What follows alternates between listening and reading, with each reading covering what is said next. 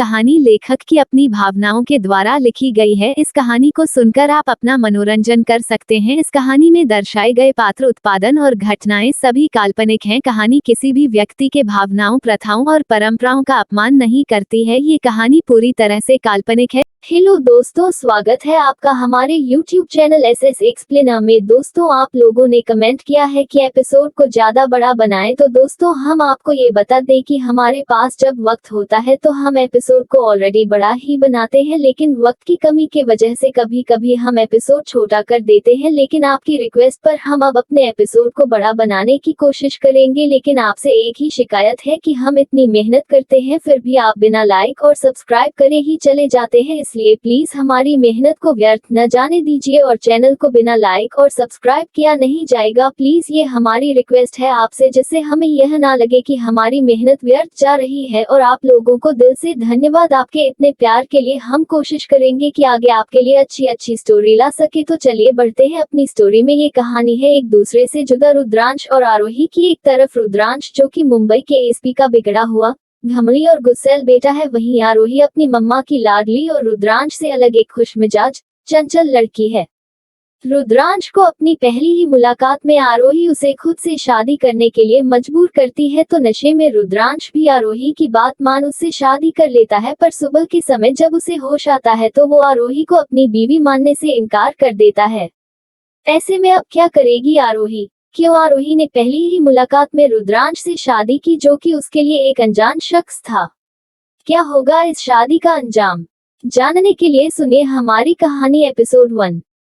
मुंबई, महाराष्ट्र। घनघोर बारिश में रात के अंधेरे में एक पतली दुबली सी लड़की अपना भारी भरकम लहंगा संभाल रोते हुए खाली सुनसान रोड पर भागी जा रही थी। तेज बिजली के कड़कने की आवाज सुन वो डर से ठिठक गई। उसका रोना और अधिक बढ़ गया, मगर उसने भागना बंद नहीं किया। वो अभी भी भागे जा रही थी कि किसी ने उसे अचानक से पकड़कर अपनी बाहों में खींच लिया। वो लड़की चिल्लाई तो उसकी चीख सुनकर उसे अपनी बाहों में कैद किए वो लड़का हंसने लगा और अपनी शैतानी हंसी हंसते हुए बोला, आरोही, आरोही, क्यों करती हो तुम ऐसा? जानती हो ना कि मैं तुम्हें खुद से कभी दूर नहीं होने दूंगा। तो फिर क्यों बार बार ये लुक्का छुपी का खेल खेलती हो मेरे साथ? हम लड़के की मजबूत पकड़ से आरोही की सिसकी निकल गई। उस लड़के ने अब आरोही की दोनों बाजुओं को पकड़ उसे देखते हुए थोड़े गुस्से में कहा, देखो, तुम्हारी वजह से हम लेट हो गए। शादी का शुभ मुहूर्त बीता जा रहा है और तुम्हें मेरे साथ खेल खेलने हैं। ये सब बाद में, आओ पहले हम शादी करते हैं। आरोही ने उसकी बात सुनकर उसे खुद से दूर करने की कोशिश कर रोते हुए कहा, नहीं, मुझे ये शादी नहीं करनी। मुझे छोड़ दो कपिल, प्लीज। आरोही को रोते देख उस लड़के कपिल ने हंसते हुए कहा, छोड़ दूंगा, पहले मुझसे शादी तो कर लो, फिर जैसा तुम चाहोगी वो सब करूंगा। आरोही उसकी बातें सुनकर रोने लगी और उसने अपना हाथ कपिल की पकड़ से छुड़ाने की कोशिश करते हुए बोली, तुम समझ क्यों नहीं रहे? क्यों जबरदस्ती कर रहे हो? दोनों तेज बारिश में पूरी तरह भीग चुके थे। आरोही रोए जा रही थी, मगर कपिल को उसके रोने से कोई फर्क नहीं पड़ा। वो अब उसे खींचकर अपने साथ ले जाने लगा। आरोही लगातार खुद को कपिल से छुड़ाने की कोशिश कर रही थी कि इसी खींचातानी में उसका पैर लहंगे में फंस गया और वो गिर गई।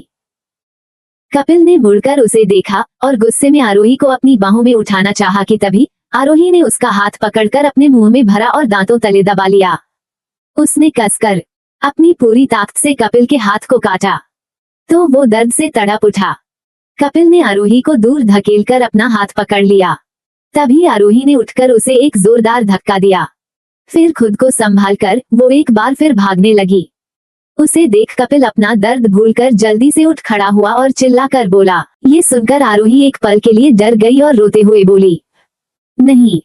उसे पता था कि वो कपिल से तेज नहीं भाग सकती और अगर वो इस बार हाथ आई तो खुद को बचा नहीं पाएगी। इसलिए अपनी पूरी ताकत लगाकर वो बस भाग रही थी। उसे नहीं पता था कि उसे कहाँ जाना है, बस खुद को बचाने के लिए अपनी पूरी जान लगाकर भागे जा रही थी। पर अब सामने से आते आदमियों को देख वो रुक गई। ये और कोई नहीं, कपिल के आदमी थे। थक कर चूर हो चुकी आरोही की सांसें उखड़ने लगी। कपिल के आदमी आरोही की तरफ बढ़ रहे थे। अब आरोही अपने पैर उठाने तक की हालत में नहीं थी। भारी भरकम लहंगे को संभालने की कोशिश करते हुए वो अपने कदम पीछे लेने लगी कि तभी पीछे किसी के कदमों की आहट सुनकर वो समझ गई कि उसके पीछे कपिल था। कपिल ने मुस्कुराते हुए बेबस हो चुकी आरोही की तरफ अपने धीमे कदमों से आगे बढ़ते हुए कहा, रस्सी जल गई पर बल नहीं गया। तुम ऐसे नहीं मानोगी। आरोही कपिल की आवाज सुनकर सहम गई। सुबकते हुए उसने चारों तरफ देखा तो सारे रास्ते बंद हो चुके थे।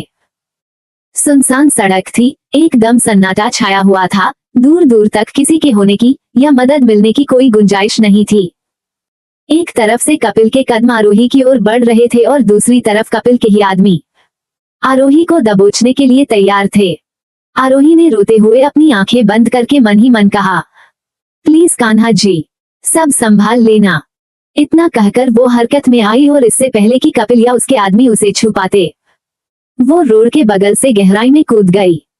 ये देखकर कपिल, जिसके होठों पर जंग जीतने वाली मुस्कान थी, वो हवा हो गई और वो पागलों की तरह गुस्से में चिल्लाया, आरोही। पर आरोही उसकी नजरों के सामने से गायब हो चुकी थी। उसके आदमी दौड़कर उसके पास आए तो उसने उन पर चिल्लाते हुए कहा, अबे मेरा मुंह क्या देख रहे हो?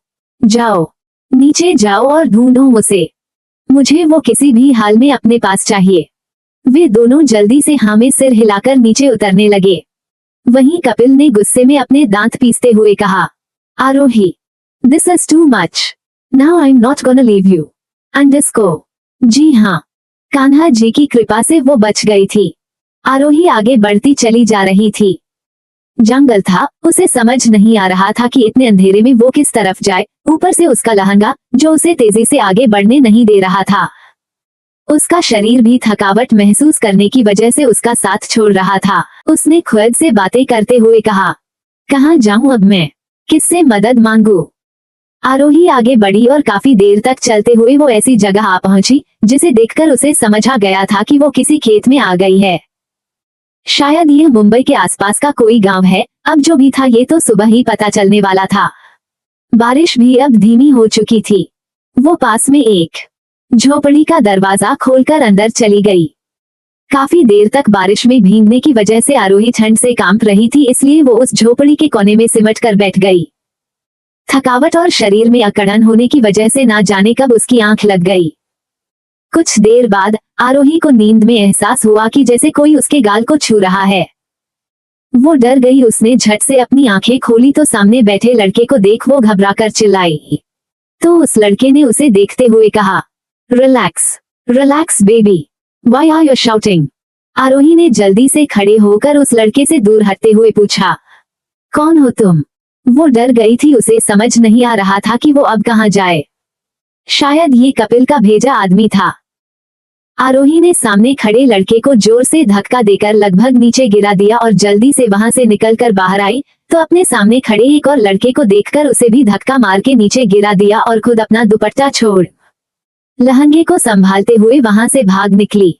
वो एक बार फिर रोने लगी। उसे समझ नहीं आ रहा था कि ये सब उसके साथ ही क्यों हो रहा है। उसमें अब इतनी जान बाकी नहीं थी कि वो आगे 2 कदम भी चल पाए, मगर अपने हालातों से मजबूर वो खुद को बचाने की कोशिश कर रही थी। वो रही साली, रॉय पकड़ उसको। आवाज सुन आरोही डर गई। सुनसान सड़क पर बारिश में एक बार फिर वो भीगने लगी थी। उसे अपने बचने के कोई आसार नजर नहीं आ रहे थे। भागते हुए मुड़ आया तो उसने देखा सामने एक लड़का कार के पास खड़ा हुआ था। पीछे मुड़कर अपने करीब आते उन 2 लड़कों को देखकर आरोही जल्दी से उस लड़के की तरफ भागी और जाकर उस लड़के के कंधे को पकड़ के अपनी उखड़ती सांसों को संभालते हुए बोली, हेल्प, प्लीज हेल्प मी। इतना कहकर आरोही अब खुद को और अधिक खड़ा ना रख सकी और वहीं उस लड़के के पैरों में गिर पड़ी। तभी उसे अपने पीछे पड़े उन लड़कों के हंसने की आवाज सुनाई दी। क्या यार, इतना दौड़ाया और फिर खुद पिंजरे में आकर बंद हो गई। आरोही ने अपनी बंद होती पलकों को खोला और मुड़कर देखा तो हाँ, वो दोनों वही लड़के थे जो उसके पीछे पड़े हुए थे। आरोही को समझने में देर नहीं लगी कि उसने मदद के लिए गलत जगह हाथ फैलाए हैं। अपनी किस्मत पर उसे एक बार फिर रोना आया और उसने अपने पास खड़े लड़के के पैर को अपने दोनों हाथों से पकड़कर अपना सिर उसके पैर पर टिका दिया। पीछा करते हुए लड़कों में से एक ने आरोही के पास खड़े उस लड़के से कहा, राणा, उठा लड़की को और गाड़ी में डाल। आरोही ने ये सुना तो वो रोते हुए बोली, नहीं, प्लीज नहीं, मुझे जाने दीजिए। वहीं उस लड़के ने आरोही से अपना पैर छुड़ाकर कार के बोनट को जोर से बंद करके अपने दोस्तों की तरफ मुड़ते हुए कहा, क्यों बेनवाब जादू, लड़कियों ने भाव देना छोड़ दिया, जो अब जबरदस्ती उठाकर गाड़ी में डाल रहे हो। इस पर सामने खड़े उसके दोनों दोस्तों में से एक ने आगे बढ़कर कहा, नहीं यार राणा, पहले लड़की को एक नजर देख तो सही, क्या चीज है, तेरा दिल खुश हो जाएगा, फिर तू खुद उसे अपने हाथ से नहीं जाने देगा। तभी बीच में दूसरे दोस्त ने कहा, और नहीं तो क्या, ये अंकित सही बोल रहा है रुद्र। इस बात पर उस लड़के ने हल्का सा मुस्कुराकर नीचे देखते हुए कहा, साला किन चिंदी चोरों के साथ फंस गया हूं मैं। उस लड़के ने अब अपना सिर उठा के अपने दोस्तों को देखकर अपनी भारी मर्दाना आवाज में जोर से कहा, अगर ऐसा है तो ठीक है, ये लड़की रुद्र प्रताप सिंह राणा की हुई, और अब अगर किसी ने इसे हाथ लगाने की कोशिश की तो मुझसे बुरा कोई नहीं होगा। इतना कहकर वो लड़का आरोही की तरफ मुड़ा तो उस लड़के के बालों से झटककर पानी आरोही की आंखों पर बूंद बनकर छिटका। आरोही अपनी बंद होती पलकों से उस लड़के को अंधेरे में देखने की कोशिश करने लगी कि तभी अचानक से एक और कार वहां आकर रुकी। उस कार की हेडलाइट से जब रोशनी रुद्र पर पड़ी तो आरोही उसे हेडलाइट की रोशनी में अपनी फड़फड़ाती हुई आंखों से देखने लगी। गोरा रंग, छोटी आंखें जिन्हें वो बारिश की वजह से ठीक से खोल नहीं पा रहा था, उसके माथे पर बिखरे बाल और सबसे अधिक आकर्षित करने वाली उसकी भीगी हुई टी शर्ट में दिखती उसकी परफेक्ट मैस्कुलिन बॉडी। तभी आरोही के कान में अब कुछ और लोगों के बात करने का शोर सुनाई दिया। बगल में खड़ी कार से एक लड़के ने विंडो नीचे करते हुए पूछा, क्या रुद्र कहाँ गायब हो गया था और कॉल क्यों नहीं पिक कर रहा था? तेरे बापू का 6 बार फोन आ चुका है मेरे पास। रुद्र ने कार की तरफ इशारा करते हुए कहा, ये इस विधायक के नवाबजादे की कार बीच में धोखा दे गई। इस पर कार में बैठे उस लड़के ने कहा, तो फोन तो करता, मैंने तो कहा था इस अंकित टपोरी के साथ मत जा। और ये क्या, अबे साले, ये किस मंडप से दुल्हन उठा लाए तुम लोग? कार में बैठे रुद्र के दोस्त की बात सुन आरोही झेप गई। वो कार से टिक कर बैठी, अभी भी उस लड़के यानी रुद्र को देख रही थी कि तभी रुद्र उसी की तरफ चला आया और उसने अपने घुटनों पर बैठकर आरोही के सामने उसके बिल्कुल करीब आकर पूछा, कौन हो तुम और यहाँ क्या कर रही हो? आरोही ने अपना सिर झुकाए रखा और बोली, प्लीज मेरी मदद कीजिए, मुझे मुंबई जाना है। रुद्र ने आरोही की बात सुनी और खड़े होकर दूसरी कार में बैठे अपने दोस्त से पूछा, सक्षम जगह है गाड़ी में? रुद्र के दोस्त सक्षम ने मना करते हुए कहा, नहीं भाई, तू देख ले अपना, और हाँ, अपने बापू से बात कर ले, तेरा बापू बहुत हानिकारक है रे। रुद्र ने हाँ में सिर हिलाते हुए कहा, ठीक है, तू निकल, सुबह मिलते हैं। अंडरस्को। कार ड्राइव कर रहे अंकित ने मिरर से रुद्र को देखकर नाखुश होते हुए कहा, मुझे समझ नहीं आता राणा कि तू इतनी समाज सेवा क्यों करता है। अपने दोस्त की बात सुनकर रुद्र ने अपनी बगल में सिमट कर बैठी आरोही को एक नजर देखा, जो अपने खुले आंचल को अपने हाथों से छुपाकर बैठी हुई थी। ये देखकर रुद्र ने कार की पिछली सीट से अपनी शर्ट लेकर आरोही को देते हुए कहा, लो, इसे पहन लो। इस एपिसोड को समझने के लिए पीछे का एपिसोड जरूर सुनने और इसी तरह की और भी रोमांचक स्टोरी को सुनने के लिए हमारे चैनल SS एक्सप्लेना को लाइक और सब्सक्राइब कर लें। अब एपिसोड में आगे। आरोही उसकी गहरी आवाज सुनकर ठिठक गई। वहीं रुद्र ने उसे शर्ट देने के बाद अपनी बियर की बोतल मुंह से लगा ली। आरोही उसे इस तरह देखकर और अधिक डरने लगी। उसे समझ नहीं आ रहा था कि क्या उसने सही किया एक अनजान लड़के से मदद लेकर। सोचते सोचते ना जाने कब थकान की वजह से उसकी आंख लग गई। कार में बैठे अंकित और रॉय का मूड खराब हो चुका था। अंकित तो बार बार पीछे बैठी आरोही को देखने की लाख कोशिश कर रहा था, पर रुद्र को देखकर वो अपनी कोशिश छोड़ के ड्राइविंग पर ध्यान देने लगा। अंकित ने मुंबई पहुंचते ही कार रोककर रुद्र से कहा, अब पूछो तो इससे कि इसे जाना कहाँ है। रुद्र ने अंकित की बात सुनते ही एक बार फिर आरोही की तरफ देखा तो स्ट्रीट लाइट की रोशनी में अपनी बगल में सोई उस लड़की को देखकर रुद्र को ऐसा लगा जैसे उसकी सांसें थम चुकी थी। उसने अब जाकर उस लड़की पर गौर किया था।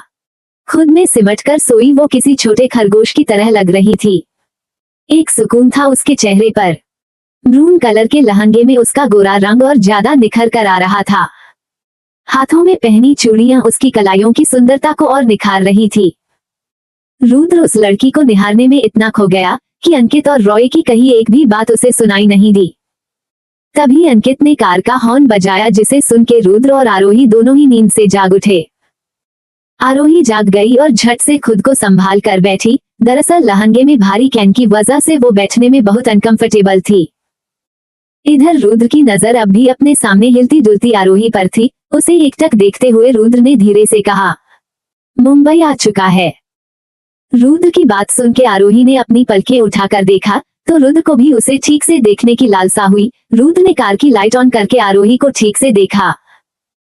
आरोही की हेजल ब्राउन आंखें रुद्र की काली आंखों से जा मिली। आरोही अब अपनी नजरें हटाकर अपना सिर झुकाते हुए बोली, थैंक यू सो मच। इतना कहकर वो आहिस्ता से कार का दरवाजा खोल के बाहर निकल गई। रुद्र भी उसके साथ बाहर निकल कर आया और एक बार वहां से जाती हुई आरोही को नीचे से ऊपर तक देखते हुए बोला, ओह हेलो, मेरी शर्ट। आरोही के कदम अपनी जगह पर जम गए और उसने शर्ट पर अपनी पकड़ मजबूत कर ली। रुद्र चलकर उसके पास आया और उसने आरोही से कहा, औक रखो अपने पास, नेक्स्ट टाइम मिलो तो वापस कर देना। ये कहकर वो जाने को मुड़ा ही था कि आरोही ने उसका हाथ पकड़ते हुए कहा, प्लीज मुझसे शादी कर लो, प्लीज। आरोही की बात सुनकर रुद्र को अपने कानों पर यकीन नहीं हुआ, इसलिए उसने मुड़कर आरोही को देखा तो आरोही ने अब उसके हाथ को अपने दोनों हाथों में लेकर कहा, मैं आपका ये एहसान जिंदगी भर नहीं भूलूंगी, प्लीज मुझसे शादी कर लो। कुछ तो मजबूरी रही होगी आरोही की, जो वो एक अनजान इंसान से शादी करने के लिए तैयार है। शादी के जोड़े में आधी रात को किससे बच रही थी वो? कौन है कपिल? और क्यों भाग रही थी आरोही उससे? क्या करेगा रुद्र? क्या होगा आगे? चटू सीक्रेट मैरिज। अपने सामने खड़ी लड़की की बात सुन रुद्र को झटका लगा और उसने अपना हाथ छुड़ाने की कोशिश करते हुए कहा, स्टॉप इट, बहुत हुआ तुम्हारा, ये मजाक करना बंद करो। आरोही ने जल्दी से अपना सिर हिलाते हुए कहा, नहीं, ये मजाक नहीं है, प्लीज मेरी मदद करो, मुझसे शादी कर लो। रुद्र ने ये सुनकर गुस्से में अपना हाथ छुड़ाया और आरोही को धक्का देकर नीचे गिराते हुए कहा, आर यू क्रेजी? ये कहकर वो जाने को हुआ, मगर अगले ही पल आरोही ने उसके पैर पकड़कर उसे रोकते हुए कहा, please help me, please marry me. Rudra ने इरिटेट होकर आरोही को एक बार फिर दूर धकेलते हुए कहा, leave me, what are you doing? Aarohi ने मना करते हुए कहा, नहीं, मैं नहीं, प्लीज मेरी बात मान लीजिए, मुझसे शादी कर लें। रुद्र उस लड़की की बात सुनकर गुस्से से भर गया और उसने अब एक झटके में उस लड़की के कंधे पकड़कर उसे अपने सामने खड़ा करते हुए पूछा, तुम होश में भी हो? क्या कह रही हो? आरोही ने रोते हुए हाँ में सिर हिलाया और धीरे से कहा, हाँ, मेरी मजबूरी समझें, मुझसे शादी कर लें। मैं कभी आपसे पत्नी होने का हक नहीं मांगूंगी, मुझे बस आपका नाम चाहिए। रुद्र ने झुंझलाकर एक नजर आरोही को देखा तो उसके दूध जैसे बेदाग चेहरे पर आंसुओं को छलकते देख उसे गुस्सा आ गया और उसने आरोही को एक बार फिर दूर धकेलने की कोशिश की, मगर आरोही ने रोते हुए अपना सिर हिला दिया और धीरे से कहा, नहीं lease, please help me, please marry me. Rudra ने ये सुन गुस्से में उसके बाजुओं को पकड़ अपने दांत भींचते हुए कहा, स्टॉप इट आई सेड। आरोही उसके तेज चिल्लाने से सहम गई तो रुद्र ने खुद को शांत करते हुए पूछा, नाम क्या तुम्हारा? उसने डरते हुए कहा, आरोही। रुद्र ने उसे एकटक देखते हुए पूछा, घर कहाँ है तुम्हारा? आरोही ने नामे सिर हिलाया, नहीं, घर नहीं है मेरा। रुद्र आरोही को ऊपर से नीचे तक देखने लगा कि तभी दूर खड़ी कार में बैठे अंकित ने कार का हॉर्न बजाया। रुद्र ने मुड़कर देखना चाहा तो आरोही ने एक बार फिर उसका हाथ पकड़ते हुए कहा, प्लीज मेरी मदद कीजिए। रुद्र ने गुस्से में अपने दांत भींचकर आरोही को देखा और फिर अपना हाथ छुड़ा के इशारे से अंकित को वहां से जाने को कहा। अंकित ने उसका इशारा समझकर गुस्से में कहा, देख रहा है रॉय, कितनी बड़ी बड़ी बातें कर रहा था ये राणा, और अब खुद लड़की को देख इसकी नीयत खराब हो गई। रॉय ने आगे झुककर रुद्र को देखते हुए कहा, और नहीं तो क्या? रुद्र की पीठ अपनी तरफ होने की वजह से और थोड़ा दूर खड़े होने की वजह से रॉय और अंकित को ना तो कुछ समझ आया था और ना ही कोई बात सुनाई दी थी। वो दोनों अब वहां से निकल गए। इधर रुद्र ने अपना फोन निकालकर किसी को कॉल किया। आरोही ने उससे फिर रिक्वेस्ट करने की कोशिश की मगर रुद्र ने उसे अपनी आंखें दिखाकर चुप रहने का इशारा किया तो वो चुप होकर अपने आंसू पोंछने लगी। आज से आप दोनों एक दूसरे के सुख दुख के साथी हुए और इसी के साथ ये विवाह संपन्न हुआ। घर के बड़े उपस्थित नहीं है, इसलिए भगवान का आशीर्वाद ले लें। मांग में सिंदूर भरने के बाद रुद्र ने पंडित जी की बात सुनी तो वो आरोही को गुस्से में देखने लगा। वहीं आरोही ने अब अपनी आंखें खोलकर जलती हुई अग्नि को देखा तो आंखों में एक बार फिर आंसू भर आए और उसने मन ही मन कहा, सॉरी मम्मा। दोनों ने अब पंडित जी के कहे अनुसार उठकर पहले भगवान का और फिर पंडित और उनकी पत्नी का आशीर्वाद लिया तो पंडित जी ने अपने दोनों हाथ उठाकर उन्हें आशीर्वाद देते हुए कहा, ओम सवे भवन्तु सुखिन। पंडित जी को दक्षिणा देकर रुद्र ने गठबंधन आरोही को थमा दिया और खुद दूर जाकर एक बार फिर किसी को फोन करने लगा। आरोही की आंखों से अब आंसू थमने का नाम नहीं ले रहे थे। उसकी हालत देखकर पंडित जी की पत्नी और उनकी बेटी उसके पास आकर खड़ी हो गईं। पंडिताइन ने आरोही के सिर पर हाथ रखते हुए कहा, डर लग रहा है बेटा, घर से भागकर शादी की है ना। आरोही उनकी बात सुन के उन्हें देखने लगी। वो क्या कहती, उसकी जो हालत थी वो किसी को बताने लायक नहीं थी। उसने एक नजर सामने खड़े कुछ दूरी पर अपने दूल्हे को देखा जो माथे पर तिलक लगाकर अब कुछ ज्यादा ही अच्छा लग रहा था। आरोही को रुद्र की तरफ देखता पाकर पंडित जी की बेटी ने उसे छेड़ते हुए कहा, आपके हस्बैंड बहुत चाहते हैं आपको। देखिए मांग भरते समय आपकी नाक पर सिंदूर गिरा है, पता है इसका क्या मतलब होता है? कहते हैं कि शादी के समय मांग में सिंदूर सजाते समय नाक पर सिंदूर गिरे तो पति बहुत प्यार करता है अपनी पत्नी से। उस लड़की की बात सुन के आरोही शर्मा गई। उसके गाल हल्के गुलाबी हो चुके थे। तभी रुद्र ने पलटकर उसे देखा तो वो झेप गई। उसने हड़बड़ाहट में अपने मंगलसूत्र को अपनी मुट्ठी में भींच लिया। मंगलसूत्र पर उसका ध्यान गया तो उसने अपने पैरों में पहने बिछिए पर भी गौर करते हुए पंडिताइन से कहा, आंटी, मैं कल आकर आपको मंगलसूत्र और बिछिए के पैसे दे जाऊंगी। आरोही की बात सुन के उन्होंने मुस्कुराकर कहा, नहीं, शायद ये तुम्हारे भाग्य में थे। ये हमने अपने पैसों से नहीं खरीदे, किसी भक्त ने माता रानी को भेंट चढ़ाए थे और हमने इन्हें तुम्हें दे दिया। हाँ, चाहो तो जब समय मिले मंदिर आकर माता रानी को तुम स्वयं अपनी तरफ से भेंट चढ़ा देना। आरोही ने हाँ में सिर हिलाया। पंडित जी की बेटी और उनकी पत्नी अब आरोही को अंदर मंदिर के पीछे बने अपने कमरे की तरफ ले गईं। सुबह होने में अभी समय था, वहीं पंडित जी रुद्र को अपने साथ ले गए। रुद्र अभी बैठा ही था कि उसका फोन बजने लगा। उसने जल्दी से कॉल पिक करते हुए कहा, सक्षम, मैं तुझे लोकेशन शेयर कर रहा हूँ, अभी के अभी आ। उधर से कॉल पर सक्षम ने हैरान होकर पूछा, क्या तू अभी घर नहीं पहुंचा? रुद्र ने सक्षम की बात सुन के गुस्से में उस पर बरसते हुए कहा, तू आ रहा है या नहीं? सक्षम ने सिर हिलाते हुए कहा, आता हूँ। भड़क क्यों रहा है? इस पर रुद्र बोला, जल्दी आ, मैं बहुत बड़ी प्रॉब्लम में फंस गया हूँ। इतना कहकर रुद्र ने अब कॉल कट कर दिया। वहीं दूसरी तरफ आरोही बेचैन थी। उसे समझ नहीं आ रहा था कि वो अब आगे क्या करेगी, कैसे सब संभालेगी। मुश्किल से अभी 1 घंटा ही बीता था कि तभी दरवाजे पर किसी ने नॉक किया। आवाज सुन के आरोही सहम गई। पंडित जी की बेटी दिव्या सो चुकी थी, इसलिए आरोही ने खुद जाकर दरवाजा खोला तो देखा उसके सामने रुद्र खड़ा था। रुद्र ने उसे गुस्से में देखते हुए पूछा, चलें? इस पर आरोही ने धीरे से पूछा, इस वक्त?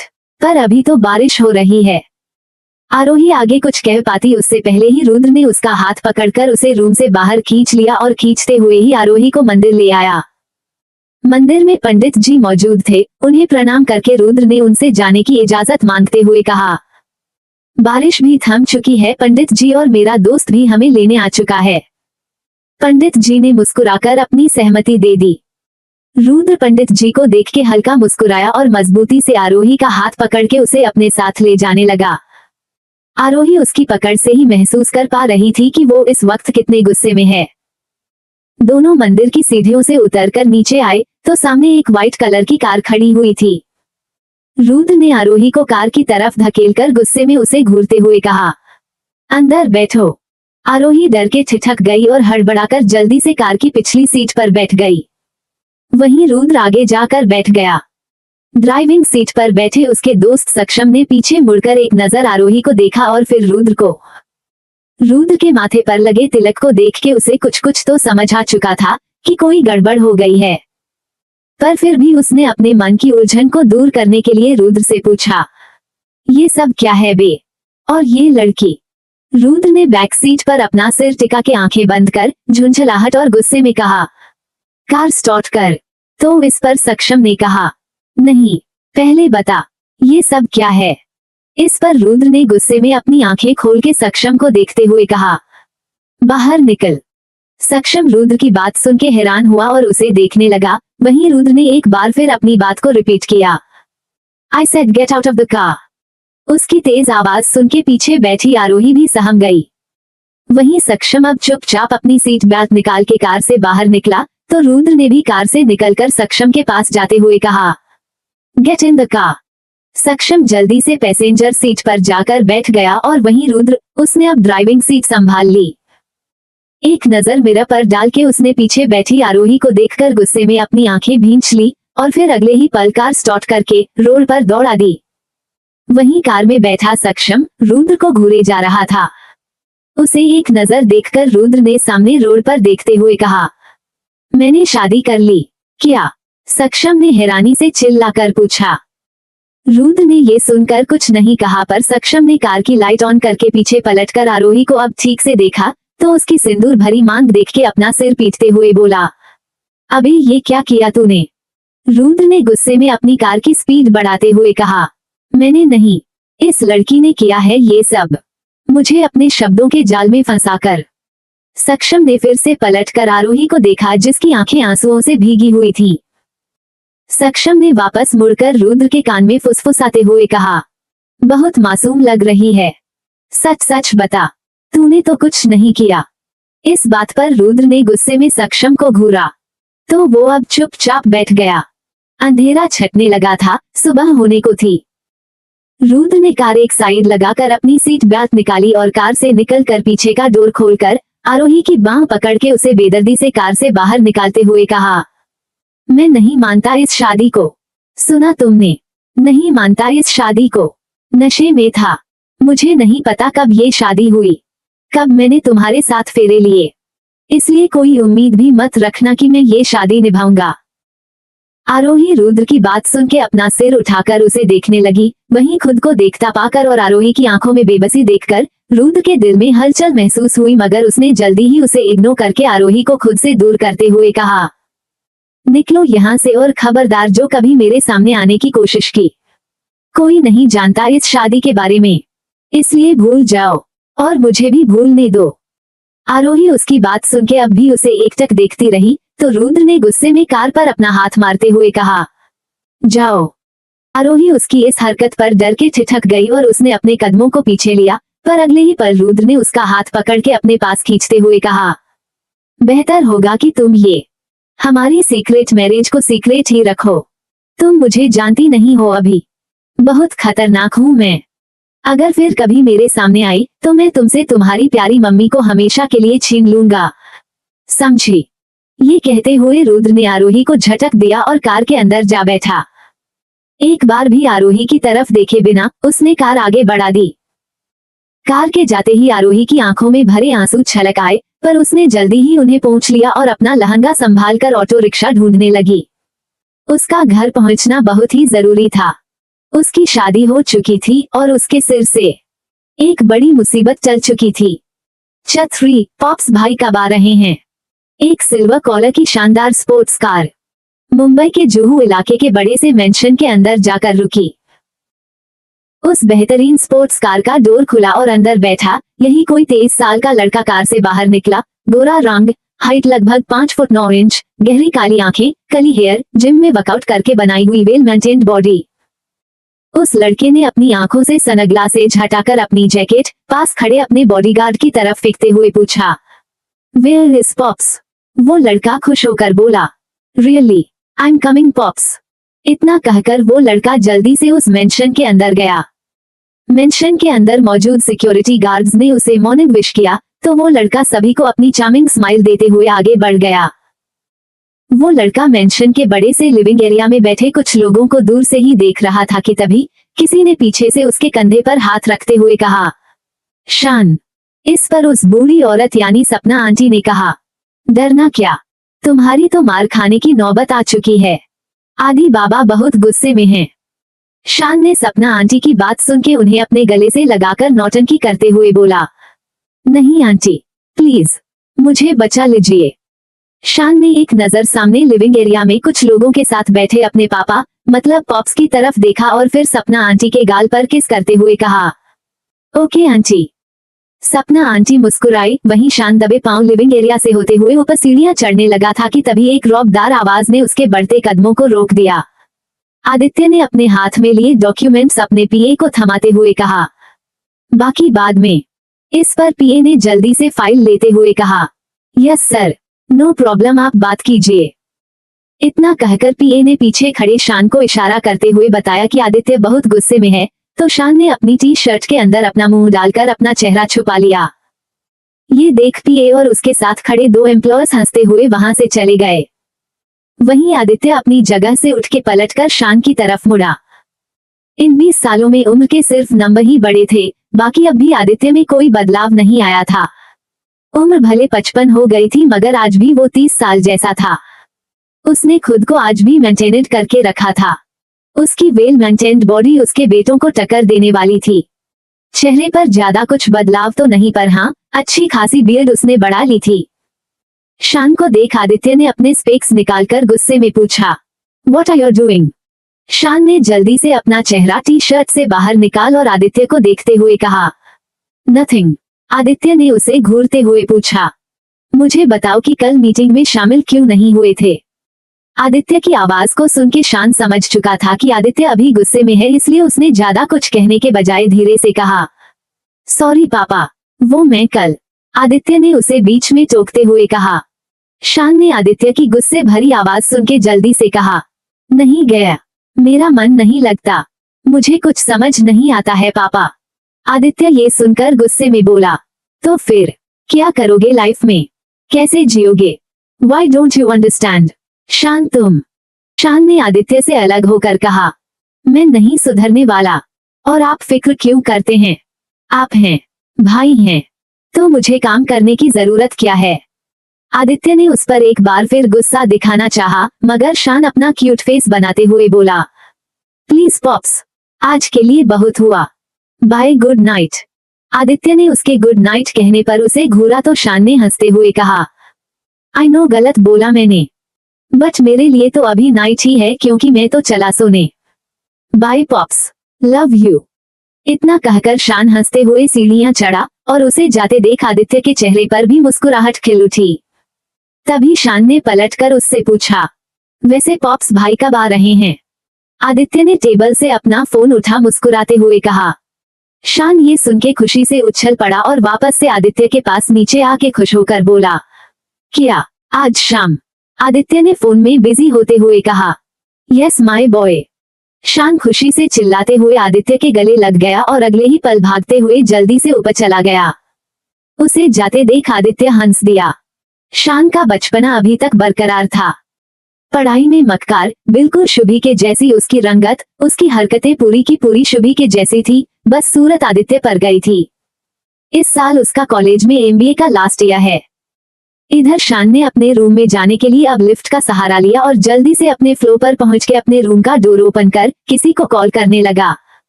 उधर से कॉल पिक होते ही शान ने खुशी में झूमते हुए कहा, ही ईशू, गेस व्हाट? भाई ऑस्ट्रेलिया से वापस आ रहे हैं।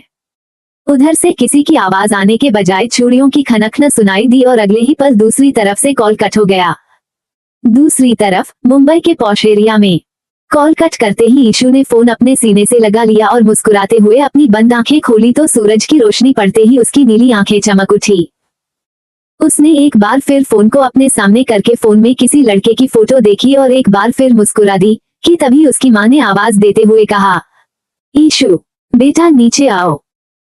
अपनी माँ की आवाज सुन के ईशु ने अपने हाथ में पकड़ा अपना पेंटिंग ब्रश वहीं छोड़ दिया और जल्दी से सीढ़ियों से होते हुए नीचे जाने लगी कि तभी कुछ याद आते ही वापस टेरेस पर आई और अपनी बनाई पेंटिंग को अपने रूम में रखकर एक बार फिर नीचे की तरफ भागी। अपनी पायलों से शोर करते हुए जब वो नीचे डाइनिंग हॉल में पहुंची तो उसने अपनी माँ को अपने हाथों से इशारा करते हुए पूछा कि उसके पापा कहाँ हैं। ये सुन के ईशु मायूस हो गई, पर अगले ही पल उसने एक बार फिर इशारा करते हुए पूछा कि उसकी बड़ी माँ कहाँ पर हैं, तो इस पर उसकी माँ ने कहा, किचन में। बात क्या है बेटा? ईशु ने उन्हें हाथ से रुकने का इशारा किया और जल्दी से किचन की तरफ बढ़ गई। उसे जाते देख ईशु की माँ ने खुद से बातें करते हुए कहा, पता नहीं अब इसके कौन से कलर खत्म हो गए, पागल लड़की। तभी पास खड़ी डस्टिंग करती हुई काम वाली ने ईशु की माँ से कहा, कितनी सुंदर है हमारी ईशु बिटिया। ना जाने कहाँ भगवान रूठ गया जो इतनी सुंदरता दी, पर बेचारी की आवाज छीन ली। क्या बोलती है, आपके अलावा कोई नहीं समझ पाता। लड़की जात है, शादी के बाद ढंग का घर परिवार मिला तो ठीक, वरना ऐसी गूंगी लड़की की कोई कद्र नहीं करता। अपनी बच्ची के लिए ऐसी बातें सुनकर नैना की आंख भर आई। उसने काम वाली से कुछ कहना चाहा पर फिर चुप रह गई। दोस्तों रिश्तेदारों में आए दिन उसे इस तरह के ताने सुनने को मिल ही जाते थे। सब ईशु की सुंदरता की तारीफ करते थकते नहीं थे। वो हूबहू वैसी ही दिखती थी जैसी 20 साल पहले की नैना दिखती थी, पर उसकी सुंदरता किसी काम की नहीं थी। जैसे ही पता चलता कि वो बोल नहीं सकती तो उसके सारे गुण उसकी इस एक कमी के आगे फीके पड़ जाते। इधर घर के दूसरी तरफ एक लड़का चुपचाप बालकनी से रूम के अंदर दाखिल हुआ तो रूम में खड़े एक 20 साल के लड़के ने उस दूसरे लड़के पर चिल्लाते हुए कहा, भाई आप ऐसे। तो उसने जल्दी से उस लड़के के पास जाकर उसका मुंह बंद करते हुए कहा, चुप कर चश्मिश, वरना एक लगाऊंगा। इतना कहकर उस लड़के ने उस चश्मे वाले लड़के को दूर धकेला और खुद जाकर बेड पर लेट गया। इस एपिसोड को समझने के लिए पीछे का एपिसोड जरूर सुनने और इसी तरह की और भी रोमांचक स्टोरी को सुनने के लिए हमारे चैनल SS एक्सप्लेनर को लाइक और सब्सक्राइब कर लें। अब एपिसोड में आगे। ये देख उस चश्मिश लड़के ने अपना चश्मा ठीक करते हुए कहा, यार रुद्र भाई आप क्या करते हो, पहले नहाकर आओ, मेरा बेड मत गंदा करो। इस पर रुद्र ने कहा, जा रहा हूँ ना, तू जा, अपनी पढ़ाई कर। ये सुनके उस लड़के ने रूम का दरवाजा खोल के बाहर की तरफ चिल्लाते हुए कहा, बड़े पापा। इतना सुनना भर था कि रुद्र के मुंह में जैसे उसके प्राण अटक गए और उसने अपने छोटे भाई को रूम में वापस खींचते हुए कहा, ओए आयु, जा रहा हूँ ना, अभी नहा कर आता हूँ, इसमें पापा को बुलाने की क्या जरूरत है। आयु ने पलटकर अपना चश्मा निकालते हुए कहा, नहीं, मुझे पता है आप कितने बड़े वाले हो, अभी बताता हूँ बड़े पापा को कि आप अभी आए हो, वो भी बालकनी से। रुद्र ने जल्दी से बेड से उठकर कहा, जा तो रहा हूँ, ये देख देख मैं गया। इतना कहकर रुद्र बाथरूम की तरफ भाग गया तो आयु हंसने लगा और हंसते हुए बोला, मैं फिर भी बड़े पापा को बताऊंगा कि आप अभी आए हो। इस पर रुद्र ने बाथरूम से कहा, अच्छा डॉक्टर साहब, तो जाइए, मैं भी छोटी माँ को बताता हूँ कि तुम रात को बालकनी में परसों सिगरेट फूंक रहे थे। ये सुन के आयु ने कहा, किसने कहा कि आप अभी आए हो, आप रात भर से मेरे साथ हो और पूरी रात जागकर पढ़ाई कर रहे थे। रुद्र ने बाथरूम में से हंसकर बोला, बहुत सही बेटे। ये कहते हुए रुद्र ने अब एक नजर खुद को मिरर में देखा तो माथे पर तिलक देख के जैसे कुछ याद आ गया और उसके चेहरे की मुस्कुराहट ने अब गुस्से का रूप ले लिया। उसने जल्दी से टैप ऑन करके वाटर स्प्लैश करते हुए कहा, कैसे उस फ्रॉड लड़की की बातों में आ गया मैं, ये मैंने क्या किया। To be continued. Dear readers, कैसा लगा स्टोरी के नए कैरेक्टर्स से मिलकर कमेंट करके जरूर बताना। शुरुआत है तो कहीं कहीं स्टोरी बोर कर सकती है, बट अभी आप लोगों का सबसे इंट्रोडक्शन कराना भी जरूरी है। 4 भाई और तुम्हारे बीच कुछ कुछ है। डोर बेल की आवाज सुन के लगभग 50 वर्ष की एक भारी भरकम औरत ने घर का मेन डोर ओपन किया तो सामने खड़ी लड़की को देख के वो गुस्से में लाल हो गई और जल्दी से अंदर की तरफ मुंह फेर कर चिल्लाई, कपिल बेटा नीचे आ। वो औरत एक बार फिर चिल्लाई और फिर उसने जल्दी से बाहर खड़ी लड़की का हाथ पकड़कर उसे घर के अंदर खींच के डोर बंद कर लिया। लड़की ने कपिल को अपने पास आते देखकर अपने कदमों को पीछे लेते हुए कहा, हाँ, मुझे मेरा सामान और पैसे चाहिए। कपिल उस लड़की की बात सुन के हंसने लगा और फिर अचानक से उसने लड़की का हाथ पकड़कर हंसते हुए कहा, तुम्हें क्या लगता है कि तुम यहाँ आओगी और अब मैं तुम्हें वापस जाने दूंगा। क्यों आरोही, तुम इतनी भोली क्यों हो? आरोही ने उसको हंसते देखकर अपना हाथ छुड़ाने की कोशिश करते हुए कहा। कपिल, तुम अब कुछ नहीं कर सकते, जाने दो मुझे। कपिल ने मुस्कुराते हुए कहा। अच्छा, और ऐसा क्यों लगता है तुम्हें कि मैं कुछ नहीं कर सकता? क्या तुम मुझे या मेरी ताकत को भूल चुकी हो?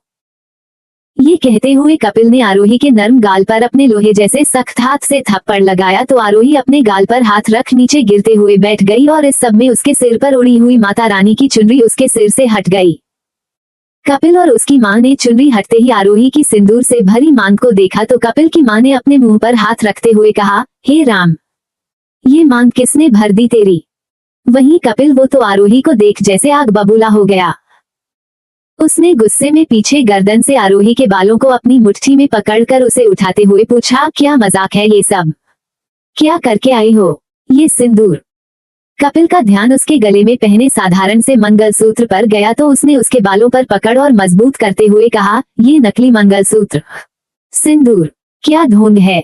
ये सब कर तुम मुझे बेवकूफ बनाना चाहती हो, मुझे पागल समझती हो।